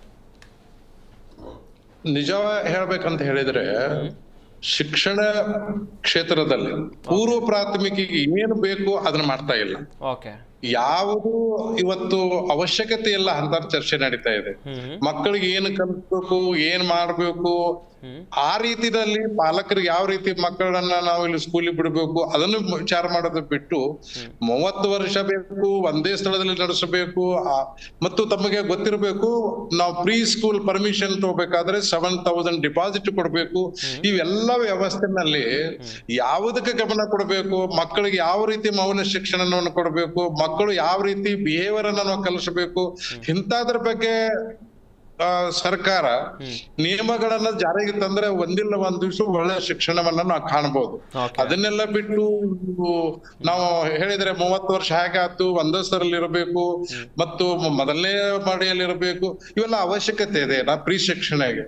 ತಮಗೆ ಗೊತ್ತಿರಲಿ, ನನ್ನ ಅನುಭವ ಪ್ರಕಾರ ಹೇಳೋದಾದ್ರೆ pre school education is not at all a compulsory education. Okay. It is free education for the sake of comfortable to the parents. ಯಾಕೆ ಹೇಳಿದ್ರೆ ಒಂದಕ್ಕೆ ಡೈರೆಕ್ಟ್ ಆಗಿ ಕಲ್ತು ಎಷ್ಟೋ ಜನ ಏನೇನೋ ಆಗಿಬಿಟ್ಟಿದೆ. ಇದು ಮಕ್ಕಳ ಹಿತದೃಷ್ಟಿಯಿಂದ, ಮುಖ್ಯವಾಗಿ ಆರೋಗ್ಯದ ದೃಷ್ಟಿಯಿಂದ ಆ ಹುಡುಗರು ಸ್ಕೂಲ್ ನಲ್ಲಿ ಹೋಗಿ ಆಟ ಆಡ್ಲಿ, ಫ್ರೆಂಡ್ಸ್ ಕೂಡಿ ಮಿಕ್ಸ್ ಆಗ್ಲಿ ಅಂತ ಹೇಳಿ ಸ್ಕೂಲಿಗೆ ಕಳಿಸ್ತಾರ ಹೊರತು ಅವರು ಅದನ್ನ ಕಲೀಲಿ ಇದನ್ನ ಕಲೀಲಿ ಅಂತ ಯಾರು ಯಾವ ಪಾಲಕರು ಕಲಿಸೋದೇ ಇಲ್ಲ. ಅಂತ ವ್ಯವಸ್ಥೆ, ಇಂಥ ರೂಲ್ಸ್ ಅನ್ನ ಉಪಯೋಗ ಎಲ್ಲಿ ಯಾವ ಮಟ್ಟಿಗೆ ಇದು ಕರೆಕ್ಟ್ ಅನ್ನೋದನ್ನ ಎಲ್ಲರೂ ಯೋಚನೆ ಮಾಡ್ಬೇಕಾಗಿದೆ ಸರ್. ಅದಕ್ಕೋಸ್ಕರ ನಾವು ಸರ್ಕಾರ ಕೇಳೋದು ಇಷ್ಟೇ, ಮಕ್ಕಳ ಆರೋಗ್ಯ ದೃಷ್ಟಿಯಿಂದ, ಅವರ ಒಂದು ನೈತಿಕತೆ ಅಂದ್ರೆ ಮೊರಾಲಿಟಿ ದೃಷ್ಟಿಯಿಂದ ಮಕ್ಕಳಿಗೆ ಒಳ್ಳೆ ಸ್ಟೋರಿ ಹೇಳುವಂತ ಕಂಡೀಷನ್ ಹಾಕಿಲ್ರಿ ಇನ್ನೂ ಎಲ್ಲಾ ಶಾಲೆಗೆ. ಇಂಥದನ್ನ ಕಲ್ಸ್ರಿ, ಇಂಥದನ್ನ ಮಾಡ್ರಿ, ಇಂಥದನ್ನ ಆಟ ಆಡಿಸ್ರಿ ಅಂತ ಕಂಡೀಷನ್ ಹಾಕಿದ್ರೆ ಎಲ್ಲಾ ಶಾಲೆಯವರು, ಎಲ್ಲಾ ಪಾಲಕರು ಖುಷಿ ಪಡ್ತಾರ, ಮಕ್ಕಳಂದ್ರೆ ಮೊದಲು ಖುಷಿ ಪಡ್ತಾರ. ಈ ನಿಯಮಗಳನ್ನ ನಾವು ಇಂಪ್ಲಿಮೆಂಟ್ ಮಾಡೋದ್ರಿಂದ ಯಾರಿಗೆ ಖುಷಿ ಇದೆ ನೀವು ಹೇಳಿ. ಖಂಡಿತ ಸರ್, ಯೋಚನೆ ಮಾಡ್ಲೇಬೇಕಾದಂತ ಪ್ರಶ್ನೆ. ಅನಾವಶ್ಯಕ ಪ್ರಾಬ್ಲಮೆಟಿಕ್ ತಾವೆಲ್ಲ ಸ್ಟಾರ್ಟಿಂಗ್ ಹೇಳಿದ್ರಲ್ಲ, ಯಾರಿಗೋ ಹೆಲ್ಪ್ ಮಾಡ್ಲಿಕ್ಕೆ ಹೋಗಿ ಇನ್ನೊಬ್ಬರಿಗೆ ಏನೋ ತೊಂದರೆ ಕೊಡುವ ವ್ಯವಸ್ಥೆ ನಡೀತಾ ಇದೆ. ನಿಜವಾಗಲೂ ಇದು ಹಿಂದೆ ಒಂದ್ ವೇಳೆ ಕಂಟಿನ್ಯೂ ಆದ್ರೆ ಪಾಲಕರನ್ನ ಇದಕ್ಕೆ ದಂಗೆ ಹೇಳುವಂತ ವ್ಯವಸ್ಥೆನೂ ಬರ್ತದೆ. ನಾವು ಶಾಲೆಗಳೇ ಅಷ್ಟೇ ಅಲ್ಲ, ಪಾಲಕರನ್ನ ಇದಕ್ಕೆ ವಿರುದ್ಧ ನಿಂತ್ರನೇ ಇದು ಒಂದು ಆ ವ್ಯವಸ್ಥೆ ಬರ್ತದ ಅಂತ ಹೇಳಿ ನನಗೆ ಅನಿಸ್ತಾ ಇದೆ ಸರ್. ಓಕೆ ಸರ್, ತುಂಬಾ ಚೆನ್ನಾಗಿ ಹೇಳ್ತಾ ಇದ್ರು ಸರ್ ಕೂಡ. ರಾಜಶೇಖರ್ ಸರ್, ಗಮನಿಸ್ತಾ ಇದ್ರಿ, ಈಗ ನಾವು ರಾಜ್ಯದಲ್ಲೇ ತಗೊಳ್ಳೋಣ ಸರ್, ಅದೆಷ್ಟೋ ರಾಜಕಾರಣಿಗಳು ದೊಡ್ಡ ದೊಡ್ಡ ಶಿಕ್ಷಣ ಸಂಸ್ಥೆಗಳನ್ನು ನಡೆಸ್ತಾ ಇದ್ದಾರೆ. ಅವರೇ ಶಿಕ್ಷಣ ಸಂಸ್ಥೆಯನ್ನು ನಡೆಸ್ತಾ ಇದ್ದಾರೆ ಅಂತ ಹೇಳಿದ್ರೆ ಆಡಳಿತದಲ್ಲಿರೋರೆ, ಸರ್ಕಾರದಲ್ಲಿ ಇರಬಹುದು ಅಥವಾ ಈಗ ಶಾಸಕರಾಗಿರಬಹುದು, ಅಂಥವರ ಶಿಕ್ಷಣ ಸಂಸ್ಥೆಗಳು ಇರುವಂಥ ಸಂದರ್ಭದಲ್ಲಿ ಅವರಿಗೆ ಸರ್ಕಾರಿ ಶಾಲೆಗಳ ಬಗ್ಗೆ ಚಿಂತೆ ಎಲ್ಲಿ ಬರುತ್ತೆ ಸರ್? ಡೆಫಿನೆಟ್ಲಿ ಬರೋದಿಲ್ಲ. ಇವ್ರದ್ದೊಂದು ಕಾನ್ಫ್ಲಿಕ್ಟ್ ಆಫ್ ಇಂಟ್ರೆಸ್ಟೇ ಇದೆ. ಆಕ್ಚುಲಿ ಬಹಳ ನೋವಿನ ವಿಷಯ ಇದು. ಎಲ್ಲ ವೆಸ್ಟೆಡ್ ಇಂಟ್ರೆಸ್ಟ್ ಯಾರಿದ್ದಾರೆ ಅವರೇ ಇವತ್ತು ಬಹುತೇಕ ಜನ ಶಾಸಕರು, ಮಂತ್ರಿಗಳಾಗಿದ್ದಾರೆ. ನನ್ ಕೇಳಿದ್ರೆ ನೋಡಿ ಏನಾಗಬೇಕು ಅಂತ ಹೇಳಿದ್ರೆ, ಯಾರಿಗೆ ಒಂದು ಪ್ರೈಮರಿ ಸ್ಕೂಲು, ಕಾಲೇಜುಗಳಿದೆ ಅಂಥವ್ರು ಒಬ್ಬ MLAಗೆ ಕಂಟೆಸ್ಟ್ ಮಾಡೋದೇ ಅನರ್ಹ. ಇದಾಗಬೇಕು ಇವತ್ತು. ಕಾನೂನು ಅದ ಮಾಡ್ರಿ, ಕಾನೂನು ಇವತ್ತು ಆಗ್ತಾ ಇರೋದೇನು? ಇವತ್ತು ನೀವು ನೋಡಿ, ಇತ್ತೀಚೆಗೆ ಒಂದು ವರದಿ ಕೂಡ ಬಂತದ್ದು. ಲಾಸ್ಟ್ ಒಂದು 3 ವರ್ಷದಲ್ಲಿ ಇದು ಫ್ಯಾಕ್ಟ್ ಬಂದಿದ್ದು ಡೆಕ್ಕನ್ ಹೆರಾಲ್ಡ್ ಪತ್ರಿಕೆಯಲ್ಲಿ. ಈ ಹೈಸ್ಕೂಲ್ಗಳು ಸುಮಾರು 580 ಪ್ರೈವೇಟ್ ಹೈಸ್ಕೂಲ್ಗಳು ಓಪನ್ ಆಗಿವೆ, ಪ್ರೈಮರಿ ಸ್ಕೂಲ್ಗಳು ಓಪನ್ ಆಗಿವೆ 3 ವರ್ಷದಲ್ಲಿ. ಅದೇ ಸಂದರ್ಭದಲ್ಲಿ ಸುಮಾರು 140 ಸ್ಕೂಲ್ಗಳನ್ನ ಮುಚ್ಚಿದ್ದಾರೆ, ಸರ್ಕಾರಿ ಸ್ಕೂಲ್ಗಳನ್ನ. ಪ್ರೈವೇಟ್ 580 ಓಪನ್ ಆಗಿದೆ, ಸರ್ಕಾರಿ ಸ್ಕೂಲ್ 140 ಮುಚ್ಚಿದ್ದಾರೆ. ಈ ಮುಚ್ಚಿರೋ ಸ್ಕೂಲ್ಗಳೇನಿದೆ ಅದು ಸುತ್ತಮುತ್ತ ನೀವು ನೋಡಿದ್ರೆ 4 ಕಿಲೋಮೀಟರ್ ಸುತ್ತಮುತ್ತದಲ್ಲಿ ಕನಿಷ್ಠ 40 ಪ್ರೈಮರಿ ಸ್ಕೂಲ್ಗಳಿವೆ. ಈ ಸ್ಟ್ಯಾಟಿಸ್ಟಿಕ್ಸ್ ಇದು. ಅಂದ್ರೆ ಇವತ್ತು ಈ ಸರ್ಕಾರಿ ಶಾಲೆಗಳನ್ನ ಬೇಕು ಅಂತಾನೆ ಮುಚ್ಚಿಸ್ತಾ ಇದ್ದಾರೆ. ಇವಾಗ ಸರ್ಕಾರಿ ಸಂಸ್ಥೆಯನ್ನ ಸಾಯಿಸಬೇಕು ಅಂದ್ರೆ ಏನಿಲ್ಲ, ಊಟ ಕೊಡ್ಬಿಡಿ. ಒಬ್ಬ ಮನುಷ್ಯನ ಸಾಯಿಸಬೇಕು ಅಂದ್ರೆ ಊಟ ಕೊಟ್ಟಿಲ್ಲ ಸತ್ತೋಗ್ಬಿಡ್ತಾನೆ. ಈಗ ಸರ್ಕಾರಿ ಸ್ಕೂಲ್ಗಳು ನೋಡಿ, ಇತ್ತೀಚೆಗೆ ಮೊನ್ನೆ ದಾವಣಗೆರೆಯಲ್ಲಿ ಒಂದು ದೊಡ್ಡ ಪ್ರತಿಭಟನೆ ಆಯಿತು. ಸುಮಾರು 600 ಜನ ಮಕ್ಕಳು ಓದ್ತಿದ್ದಾರೆ. ನಮ್ಮ ಮಾಜಿ CM JH ಪಟೇಲ್ ಅವರು ಓದಂತ ಸ್ಕೂಲ್ ಅದು, ಕಾರಿಗನೂರಿನಲ್ಲಿ. ಅಲ್ಲಿ ಮೂಲಭೂತ ಸೌಕರ್ಯಗಳಿಲ್ಲ, ಮಳೆ ಬಂದು ಸೋರತ್ತೆ. ಅಲ್ಲಿ ಜನಗಳು ಪ್ರತಿಭಟನೆ ಮಾಡಿದ್ರು. ಪ್ರತಿಭಟನೆ ಮಾಡಿದಾಗ DC ಬಂದರು. ಅಲ್ಲಿ DC ಬಂದ್ಬಿಟ್ಟು ಅವರು ಹೇಳಿದ್ದು, ನಾವು ನಿಮ್ಮ ಸ್ಕೂಲ್ಗೆ ಚಾವಣಿಗೆ ಒಂದು ಶೀಟ್ ಹಾಕಿ ಕೊಟ್ಬಿಡ್ತೀವಿ ಅಂತ. ಜನ ರೊಚ್ಚಿಗೆದ್ಬಿಟ್ಟು ಬೈದ್ರು, ಏನು ಮಾತಾಡ್ತೀರಿ ನೀವು? ಅಲ್ಲಿ ಇದೇನೆ ಬಿಲ್ಡಿಂಗೇ ಕುಸಿದು ಹೋಗ್ತಿದೆ, ಹೊಸ ಬಿಲ್ಡಿಂಗ್ ಕಟ್ಟೋದು ಬಿಟ್ಟು ನೀವು ಚಾವಣಿಗೆ ಶೀಟ್ ಹಾಕ್ತೀರಾ ನೀವು? ಹಿಂಗೆ ಜನ ಬೈದ್ರು. ಈಗ ನೋಡಿ ಏನಾಗ್ತಿದೆ ಇವತ್ತು, ಈ ಸರ್ಕಾರಿ ಶಾಲೆಗಳು ದುಸ್ಥಿತಿ ಕಾರಣ ಈ ನಮ್ಮ ಎಲ್ಲ ರಾಜಕೀಯ ಪಕ್ಷಗಳು, ನಾನು ಈ ಪಕ್ಷ ಅಂತಿಲ್ಲ, ಆಳುವ ಪಕ್ಷ, ವಿರೋಧ ಪಕ್ಷ, ಎಲ್ಲ ರಾಜಕೀಯ ಪಕ್ಷಗಳು ಇವರೇ ವೆಸ್ಟೆಡ್ ಇಂಟ್ರೆಸ್ಟ್. ಇವತ್ತು ಅವ್ರೇನ್ ಮಾಡ್ತಿದ್ದಾರೆ, ಕೂತ್ಕೊಂಡು ಸರ್ಕಾರಿ ಸಂಸ್ಥೆಗಳನ್ನ ಸಾಯಿಸ್ತಿದ್ದಾರೆ. ಫಂಡ್ಸ್ ಕೊಡ್ತಾ ಇಲ್ಲ. ಟೀಚರ್ಸ್ ಅಪಾಯಿಂಟ್ಮೆಂಟ್ ಆಗಿ ಯಾವುದೋ ಕಾಲ ಆಗೋಯ್ತು, ಟೀಚರ್ಸ್ ಅಪಾಯಿಂಟ್ಮೆಂಟ್ ಇಲ್ಲ, ಎಲ್ಲ ಗೆಸ್ಟ್ ಟೀಚರ್ಸ್ ಮೇಲೆ ನಡೀತಿದೆ, ಫೆಸಿಲಿಟೀಸ್ ಕೊಡಲ್ಲ. ಇನ್ನು ಟೀಚರ್ಸ್ಗೆ ನಾನ್ ಟೀಚಿಂಗ್ ವರ್ಕ್, ಲಿಟ್ರಲಿ 108 ಕೆಲಸ ಕೊಡ್ತಾರೆ. ಪಾಠ ಮಾಡೋದು ಬಿಟ್ಟು ಇನ್ನೆಲ್ಲ ಮಾಡಬೇಕು ಸ್ಕೂಲ್ ಟೀಚರ್ಸ್. ಹಿಂಗೆ ಸರ್ಕಾರಿ ಸ್ಕೂಲ್ ಉದ್ಧಾರ ಆಗ್ತದೆ? ಖಂಡಿತ ಯೋಚನೆ ಮಾಡಲೇಬೇಕಾದಂಥ ಸಾಕಷ್ಟು ಪ್ರಶ್ನೆಗಳಿವೆ. ಹೇಮಂತ್ ಕುಮಾರ್ ಸರ್, ಅಜ್ಜ ಅಜ್ಜಿ, ಅಪ್ಪ ಅಮ್ಮ, ಹಾಗೆ ಮನೆಯಲ್ಲಿ ಆಡಿ ಬೆಳಿಬೇಕಾದಂತ ಪುಟ್ಟ ಪುಟ್ಟ ಮಕ್ಕಳಿಗೆ ಈ ಕೆಜಿಗಳ ಅಗತ್ಯ ಇದೆಯಾ ಸರ್? ಖಂಡಿತ ಅಗತ್ಯ ಇಲ್ಲ ಸರ್. ಹಿಂದೆ ಇದೊಂದು 30 ವರ್ಷದಿಂದ ಇತ್ತೀಚೆಗೆ ನಾವು ಬೆಳವಣಿಗೆ ನೋಡ್ತಾ ಇದೀವಿ. ಅದಕ್ಕಿಂತ ಮುಂಚೆ ಓದ್ದವರು ಯಾವುದೇ ಪ್ರೀ ಸ್ಕೂಲಲ್ಲಿ ಕಲಿತು, ಯಾರು ವಿಶ್ವೇಶ್ವರಯ್ಯ ಇರ್ಬೋದು, ಅಬ್ದುಲ್ ಕಲಾಂನಂತ ಮಹಾನ್ ವ್ಯಕ್ತಿಗಳು ಅದರಿಂದ ಕಲ್ತಿದ್ದಲ್ಲ. ಯಾಕೆಂದ್ರೆ ದೈಹಿಕ ಮತ್ತೆ ಮಾನಸಿಕ ಆರೋಗ್ಯದ ಮೇಲೆ ಇದು ಪರಿಣಾಮ ಬೀಳುತ್ತೆ. ಅವರು ಶಿಕ್ಷಣದಲ್ಲಿ ಪುಸ್ತಕದಲ್ಲಿ ಚೆನ್ನಾಗಿ ಮಾರ್ಕ್ಸ್ ತೆಗಿಬಹುದು ಅಷ್ಟೇ, ಅವರ ಬದುಕು, ಅವರ ದೇಹ, ಅವರ ಮನಸ್ಸು ಉತ್ತಮ ಆರೋಗ್ಯ ಹೊಂದಿರಲ್ಲ. ನಮ್ಮ ಮಾನಸಿಕ ತಜ್ಞರು ಹಿಂದೆ ನಮಗೆಲ್ಲ ಅದನ್ನ ಹೇಳಿದ್ದಾರೆ. ಅದನ್ನ ಇಟ್ಕೊಂಡು ನಾವು ಹೇಳ್ತಾ ಇರೋದು, ಈ ಮಕ್ಕಳಿಗೆ ನೀವು ಚೆನ್ನಾಗಿ ಓದಬೇಕು, ನೀನು ಇದೇನಾಗುತ್ತೆ ಅಂದ್ರೆ ಅಲ್ಲಿಂದಲೇ ಅವರಿಗೆ ನೀನು ರ್ಯಾಂಕ್ ಬರಬೇಕು ಅನ್ನೋದನ್ನ ಶುರು ಮಾಡ್ತಾರೆ ಸರ್. LKG UKG ಅವರೇ. ನೆಕ್ಸ್ಟ್ ಅವರು TC ಇವಾಗ ಕಂಪಲ್ಸರಿ ಇದಾದ್ರೆ 1ನೇ ಕ್ಲಾಸ್ಗೆ ನೀವು ಇದನ್ನ ತಗೊಂಡ್ಬನ್ನಿ TC ಅಂತಾರೆ. TC ತರಬೇಕು ಅಂದ್ರೆ ಇವರು ಲೈಸೆನ್ಸ್ ಪಡ್ಕೊಂಡಿರ್ಬೇಕು. ಪಡ್ಕೊಂಡಿಲ್ಲ ಅಂದ್ರೆ ಇವ್ರು ಕ್ಲೋಸು. ಇವಾಗ ಪೋಷಕರಿಗೆ ನೀವು ಹೇಳ್ತಾ ಇದ್ರ, ಪೋಷಕರಿಗೆ ಇವಾಗ ಟೆನ್ಷನ್ ಆಗ್ತದೆ ಯಾವ ಸ್ಕೂಲಿಗೆ ಸೇರಿಸಬೇಕು ಅಂತ. ಯಾಕೆಂದ್ರೆ ಈ ಸ್ಕೂಲ್ ಎಲ್ಲ ಮುಚ್ಚುತ್ತಾರೆ ಈಗ. ಲೈಸೆನ್ಸ್ ಇವರು ಯಾರು ಅಪ್ಲೈ ಆಗಲ್ಲ. ಇವ್ರು ಏನ್ ಗೈಡ್ಲೈನ್ಸ್ ಕೊಟ್ಟಿದ್ದಾರೆ, ಗೈಡ್ಲೈನ್ಸ್ ಅಲ್ಲಿ 90% ಅಪ್ಲೈ ಆಗಲ್ಲ. ಹಾಗಾಗಿ ಅವರೆಲ್ಲರಿಗೂ ಆಘಾತ ಆಗುತ್ತೆ. ಅವಾಗ ಅಲ್ಲಿ ಕಲಿತಾ ಇರೋ ಪೇರೆಂಟ್ಸು, ಮಕ್ಕಳು ಕಲಿತಾ ಇದ್ದಾರೆ, ಅವ್ರ ಪೇರೆಂಟ್ಸ್ ಎಲ್ಲ ಇವಾಗ ನಾವಲ್ಲಿ ಸೇರಿಸ್ಬೇಕೋ ಬೇಡವೋ, ಅಲ್ಲಿಂದ ಕರ್ಕೊಂಡು ಬೇರೆ ಸೇರಿಸೋದಕ್ಕೂ ಅವರಿಗೆ ಅಷ್ಟು ತುಂಬ ಜನಕ್ಕೆ ಶಕ್ತಿ ಇರಲ್ಲ. ಅಲ್ಲಿ ಎಲ್ಲ ಜಾಸ್ತಿ ಇರ್ತದೆ, ಏನಂದ್ರೆ ಫೀಸು. ಇಂಥ ಪರಿಸ್ಥಿತಿಯಲ್ಲಿ ಇವಾಗ ಪೋಷಕರಿಗೆ ಅದು ತುಂಬಾ ತೊಂದರೆ ಆಗ್ತದೆ. ಇದನ್ನು ನಾವು ಗಮನದಲ್ಲಿ ಇಟ್ಕೊಬೇಕು. ಅವಾಗ ಏನಿದೆ, ಮೊದಲೇ ಹೇಳ್ದಂಗೆ ಅವ್ರನ್ನ ಕರೆದು ಯಾರು ಇವಾಗ ಶಾಲೆ ನಡೆಸ್ತಾ ಇದ್ದಾರೆ ಅದನ್ನೇ ಉತ್ತಮ ಪಡಿಸ್ಕೊಂಡು ಈ ಗೈಡ್ಲೈನ್ಸ್ ನಲ್ಲಿ ಎಷ್ಟು ರೂಲ್ಸ್ಗಳನ್ನ ಫಾಲೋ ಮಾಡ್ಬೋದು ಅಷ್ಟನ್ನ ಸುಧಾರಣೆ ಮಾಡಿಕೊಂಡು ಮಾಡೋದಕ್ಕೆ ಅವಕಾಶ ಕೊಡಬೇಕು.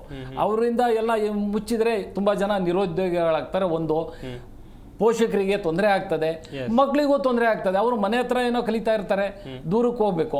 ಅದೇ ಸೇಮ್ ಟೈಮಲ್ಲಿ ಗೈಡ್ಲೈನ್ಸ್ ಅಲ್ಲಿ ಏನಿದೆ ಅದನ್ನ ಫಾಲೋ ಮಾಡಲೇಬೇಕಾಗುತ್ತೆ. ಮಕ್ಕಳ ಸೇಫ್ಟಿ ಇರ್ಬೋದು, ಹೆಲ್ತ್ ಎನ್ವಿರಾನ್ಮೆಂಟ್ ಇರ್ಬೋದು, ಚೈಲ್ಡ್ ಫ್ರೆಂಡ್ಲಿ ಇರ್ಬೋದು. ಆ ಮಗುಗೆ ಬರೀ ಓದೋದು ಅಲ್ಲಿ ಓದೋದಕ್ಕಿಂತ ಇಂಪಾರ್ಟೆಂಟು ಮಗುವಿನ ದೈಹಿಕ ಬೆಳವಣಿಗೆಗೆ, ಆರೋಗ್ಯಕ್ಕೆ ಹೆಚ್ಚು ಗಮನ ಕೊಡಬೇಕು, ಸೇಫ್ಟಿಗೆ ನೋಡ್ಕೊಬೇಕು. ಅದು ಅಲ್ಲಿ ಆ 5 ವರ್ಷದೊಳಗಡೆ ಅವನು ಕಲಿಬೇಕಾಗಿರೋದು. ಆದರೆ ಇಲ್ಲಿ ಬೇರೆ ರೀತಿ ಆ ಮಗು ಮೇಲೆ ಪ್ರೆಸರ್, ಒತ್ತಡ ಆಗ್ತಾ ಇದೆ.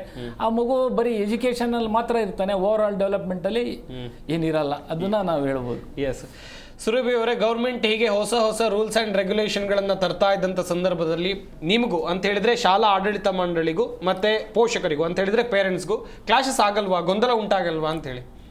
ಎಕ್ಸಾಕ್ಟ್ಲಿ ಸರ್, ಅದು ಹಾಗೆ ಆಗುತ್ತೆ. ಯಾಕೆಂದ್ರೆ ಇವಾಗ ಒಂದು ರೂಲ್ ಲಾ ಬರಕ್ ಮುಂಚೆ ಇವಾಗ ಶಾಲೆ ವತಿಯಿಂದ ಅದು ಯಾರ ಹತ್ರನೂ ಡಿಸ್ಕಷನ್ ಕೂಡ ಆಗಿರಲ್ಲ.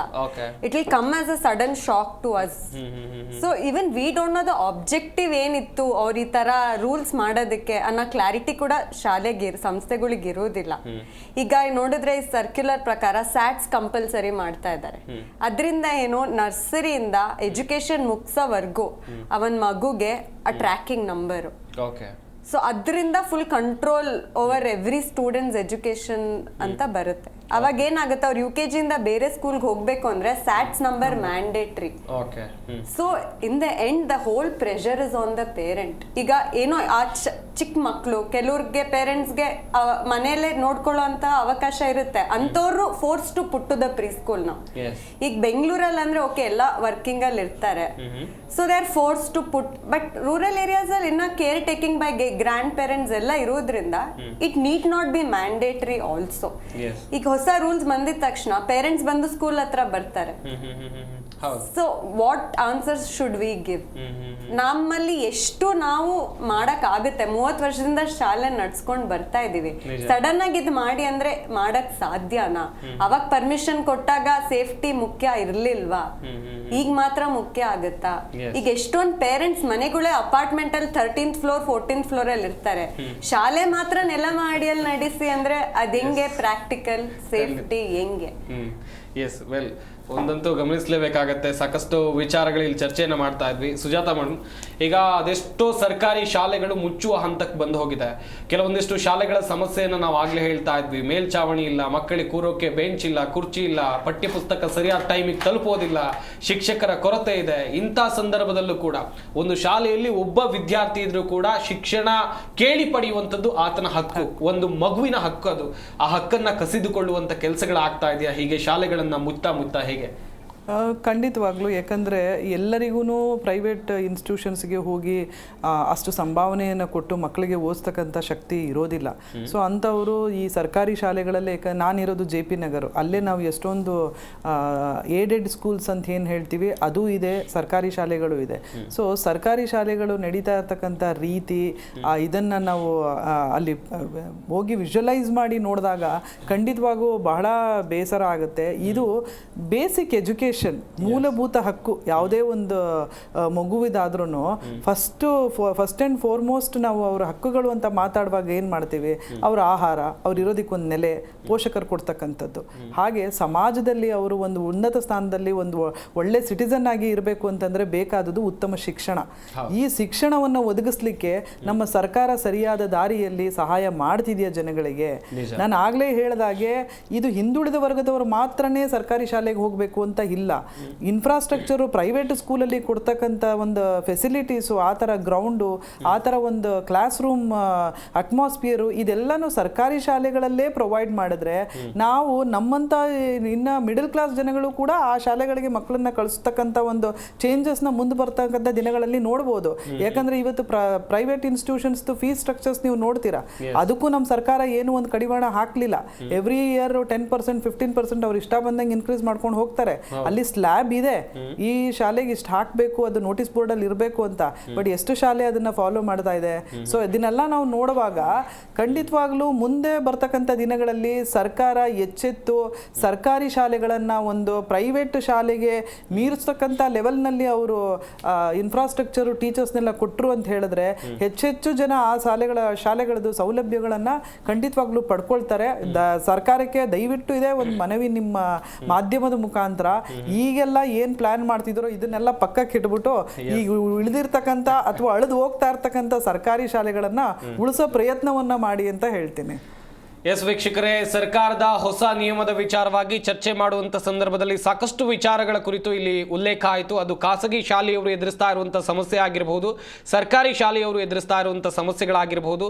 ನಮ್ಮ ಈ ಚರ್ಚಾ ಕಾರ್ಯಕ್ರಮದಲ್ಲಿ ಭಾಗಿಯಾದಂಥ SY ಚಿಕ್ಕಟ್ಟಿ ಅವರು, ಹಾಗೆಯೇ N ಸುಜಾತ ಅವರು, ಹಾಗೆಯೇ ಸುರಭಿ ಲಿಖಿತ್ ಅವರು, ಹೇಮಂತ್ ಕುಮಾರ್ ಅವರು, VN ರಾಜಶೇಖರ್ ಅವರು, ಎಲ್ಲರಿಗೂ ಕೂಡ ಧನ್ಯವಾದಗಳು. ಚರ್ಚೆಯಲ್ಲಿ ಭಾಗಿಯಾಗಿ ಸಾಕಷ್ಟು ಮಾಹಿತಿಯನ್ನು ಕೊಟ್ಟಿದ್ದಕ್ಕಾಗಿ. ಒಂದು ಕಡೆಯಲ್ಲಿ ಪದೇ ಪದೇ ಸರ್ಕಾರ ಖಾಸಗಿ ಶಾಲೆಗಳ ಮೇಲೆ ಈ ರೀತಿಯಾಗಿ ಹೊಸ ನಿಯಮಗಳನ್ನು ಹೇರ್ತಾ ಇರೋದು ಯಾಕೆ ಎನ್ನುವಂಥ ಪ್ರಶ್ನೆಗಳು ಸರ್ವೇ ಸಾಮಾನ್ಯವಾಗಿ ಹುಟ್ಟಿಕೊಳ್ಳುತ್ತೆ. ಅದೆಷ್ಟೋ ಸರ್ಕಾರಿ ಶಾಲೆಗಳು ಈಗ ಅಳಿವಿನ ಅಂಚಿಗೆ ಬಂದಿವೆ. ಅಂಥ ಶಾಲೆಗಳನ್ನು ಉದ್ಧಾರ ಮಾಡುವಂಥ ಕೆಲಸಕ್ಕೆ ಶಿಕ್ಷಣ ಸಚಿವರಾಗಲಿ, ಸರ್ಕಾರ ಆಗಲಿ, ಶಿಕ್ಷಣ ಇಲಾಖೆ ಆಗಲಿ ಯಾಕೆ ಮನಸ್ಸು ಮಾಡ್ತಾ ಇಲ್ಲ? ಇದು ಕೂಡ ಇರುವಂಥ ಪ್ರಶ್ನೆ. ಆದಷ್ಟು ಬೇಗ ಇಂಥ ಗೊಂದಲಗಳಿಗೆ ಅಥವಾ ಸಮಸ್ಯೆಗಳಿಗೆ ಪರಿಹಾರವನ್ನ ಕೊಟ್ಟು ಮಕ್ಕಳಿಗೆ ಒಳ್ಳೆ ರೀತಿಯಾದಂಥ ಶಿಕ್ಷಣವನ್ನ ಕೊಡುವಂಥ ಕೆಲಸ ಆಗಬೇಕು ಅಂತ ಹೇಳ್ತಾ ಈ ಚರ್ಚಾ ಕಾರ್ಯಕ್ರಮವನ್ನು ಮುಗಿಸ್ತಾ ಇದ್ದೀವಿ. ನೋಡ್ತಾ ಇರಿ ಜೀ ಕನ್ನಡ ನ್ಯೂಸ್, ಸತ್ಯವೇ ಸುದ್ದಿಯ ಜೀವ.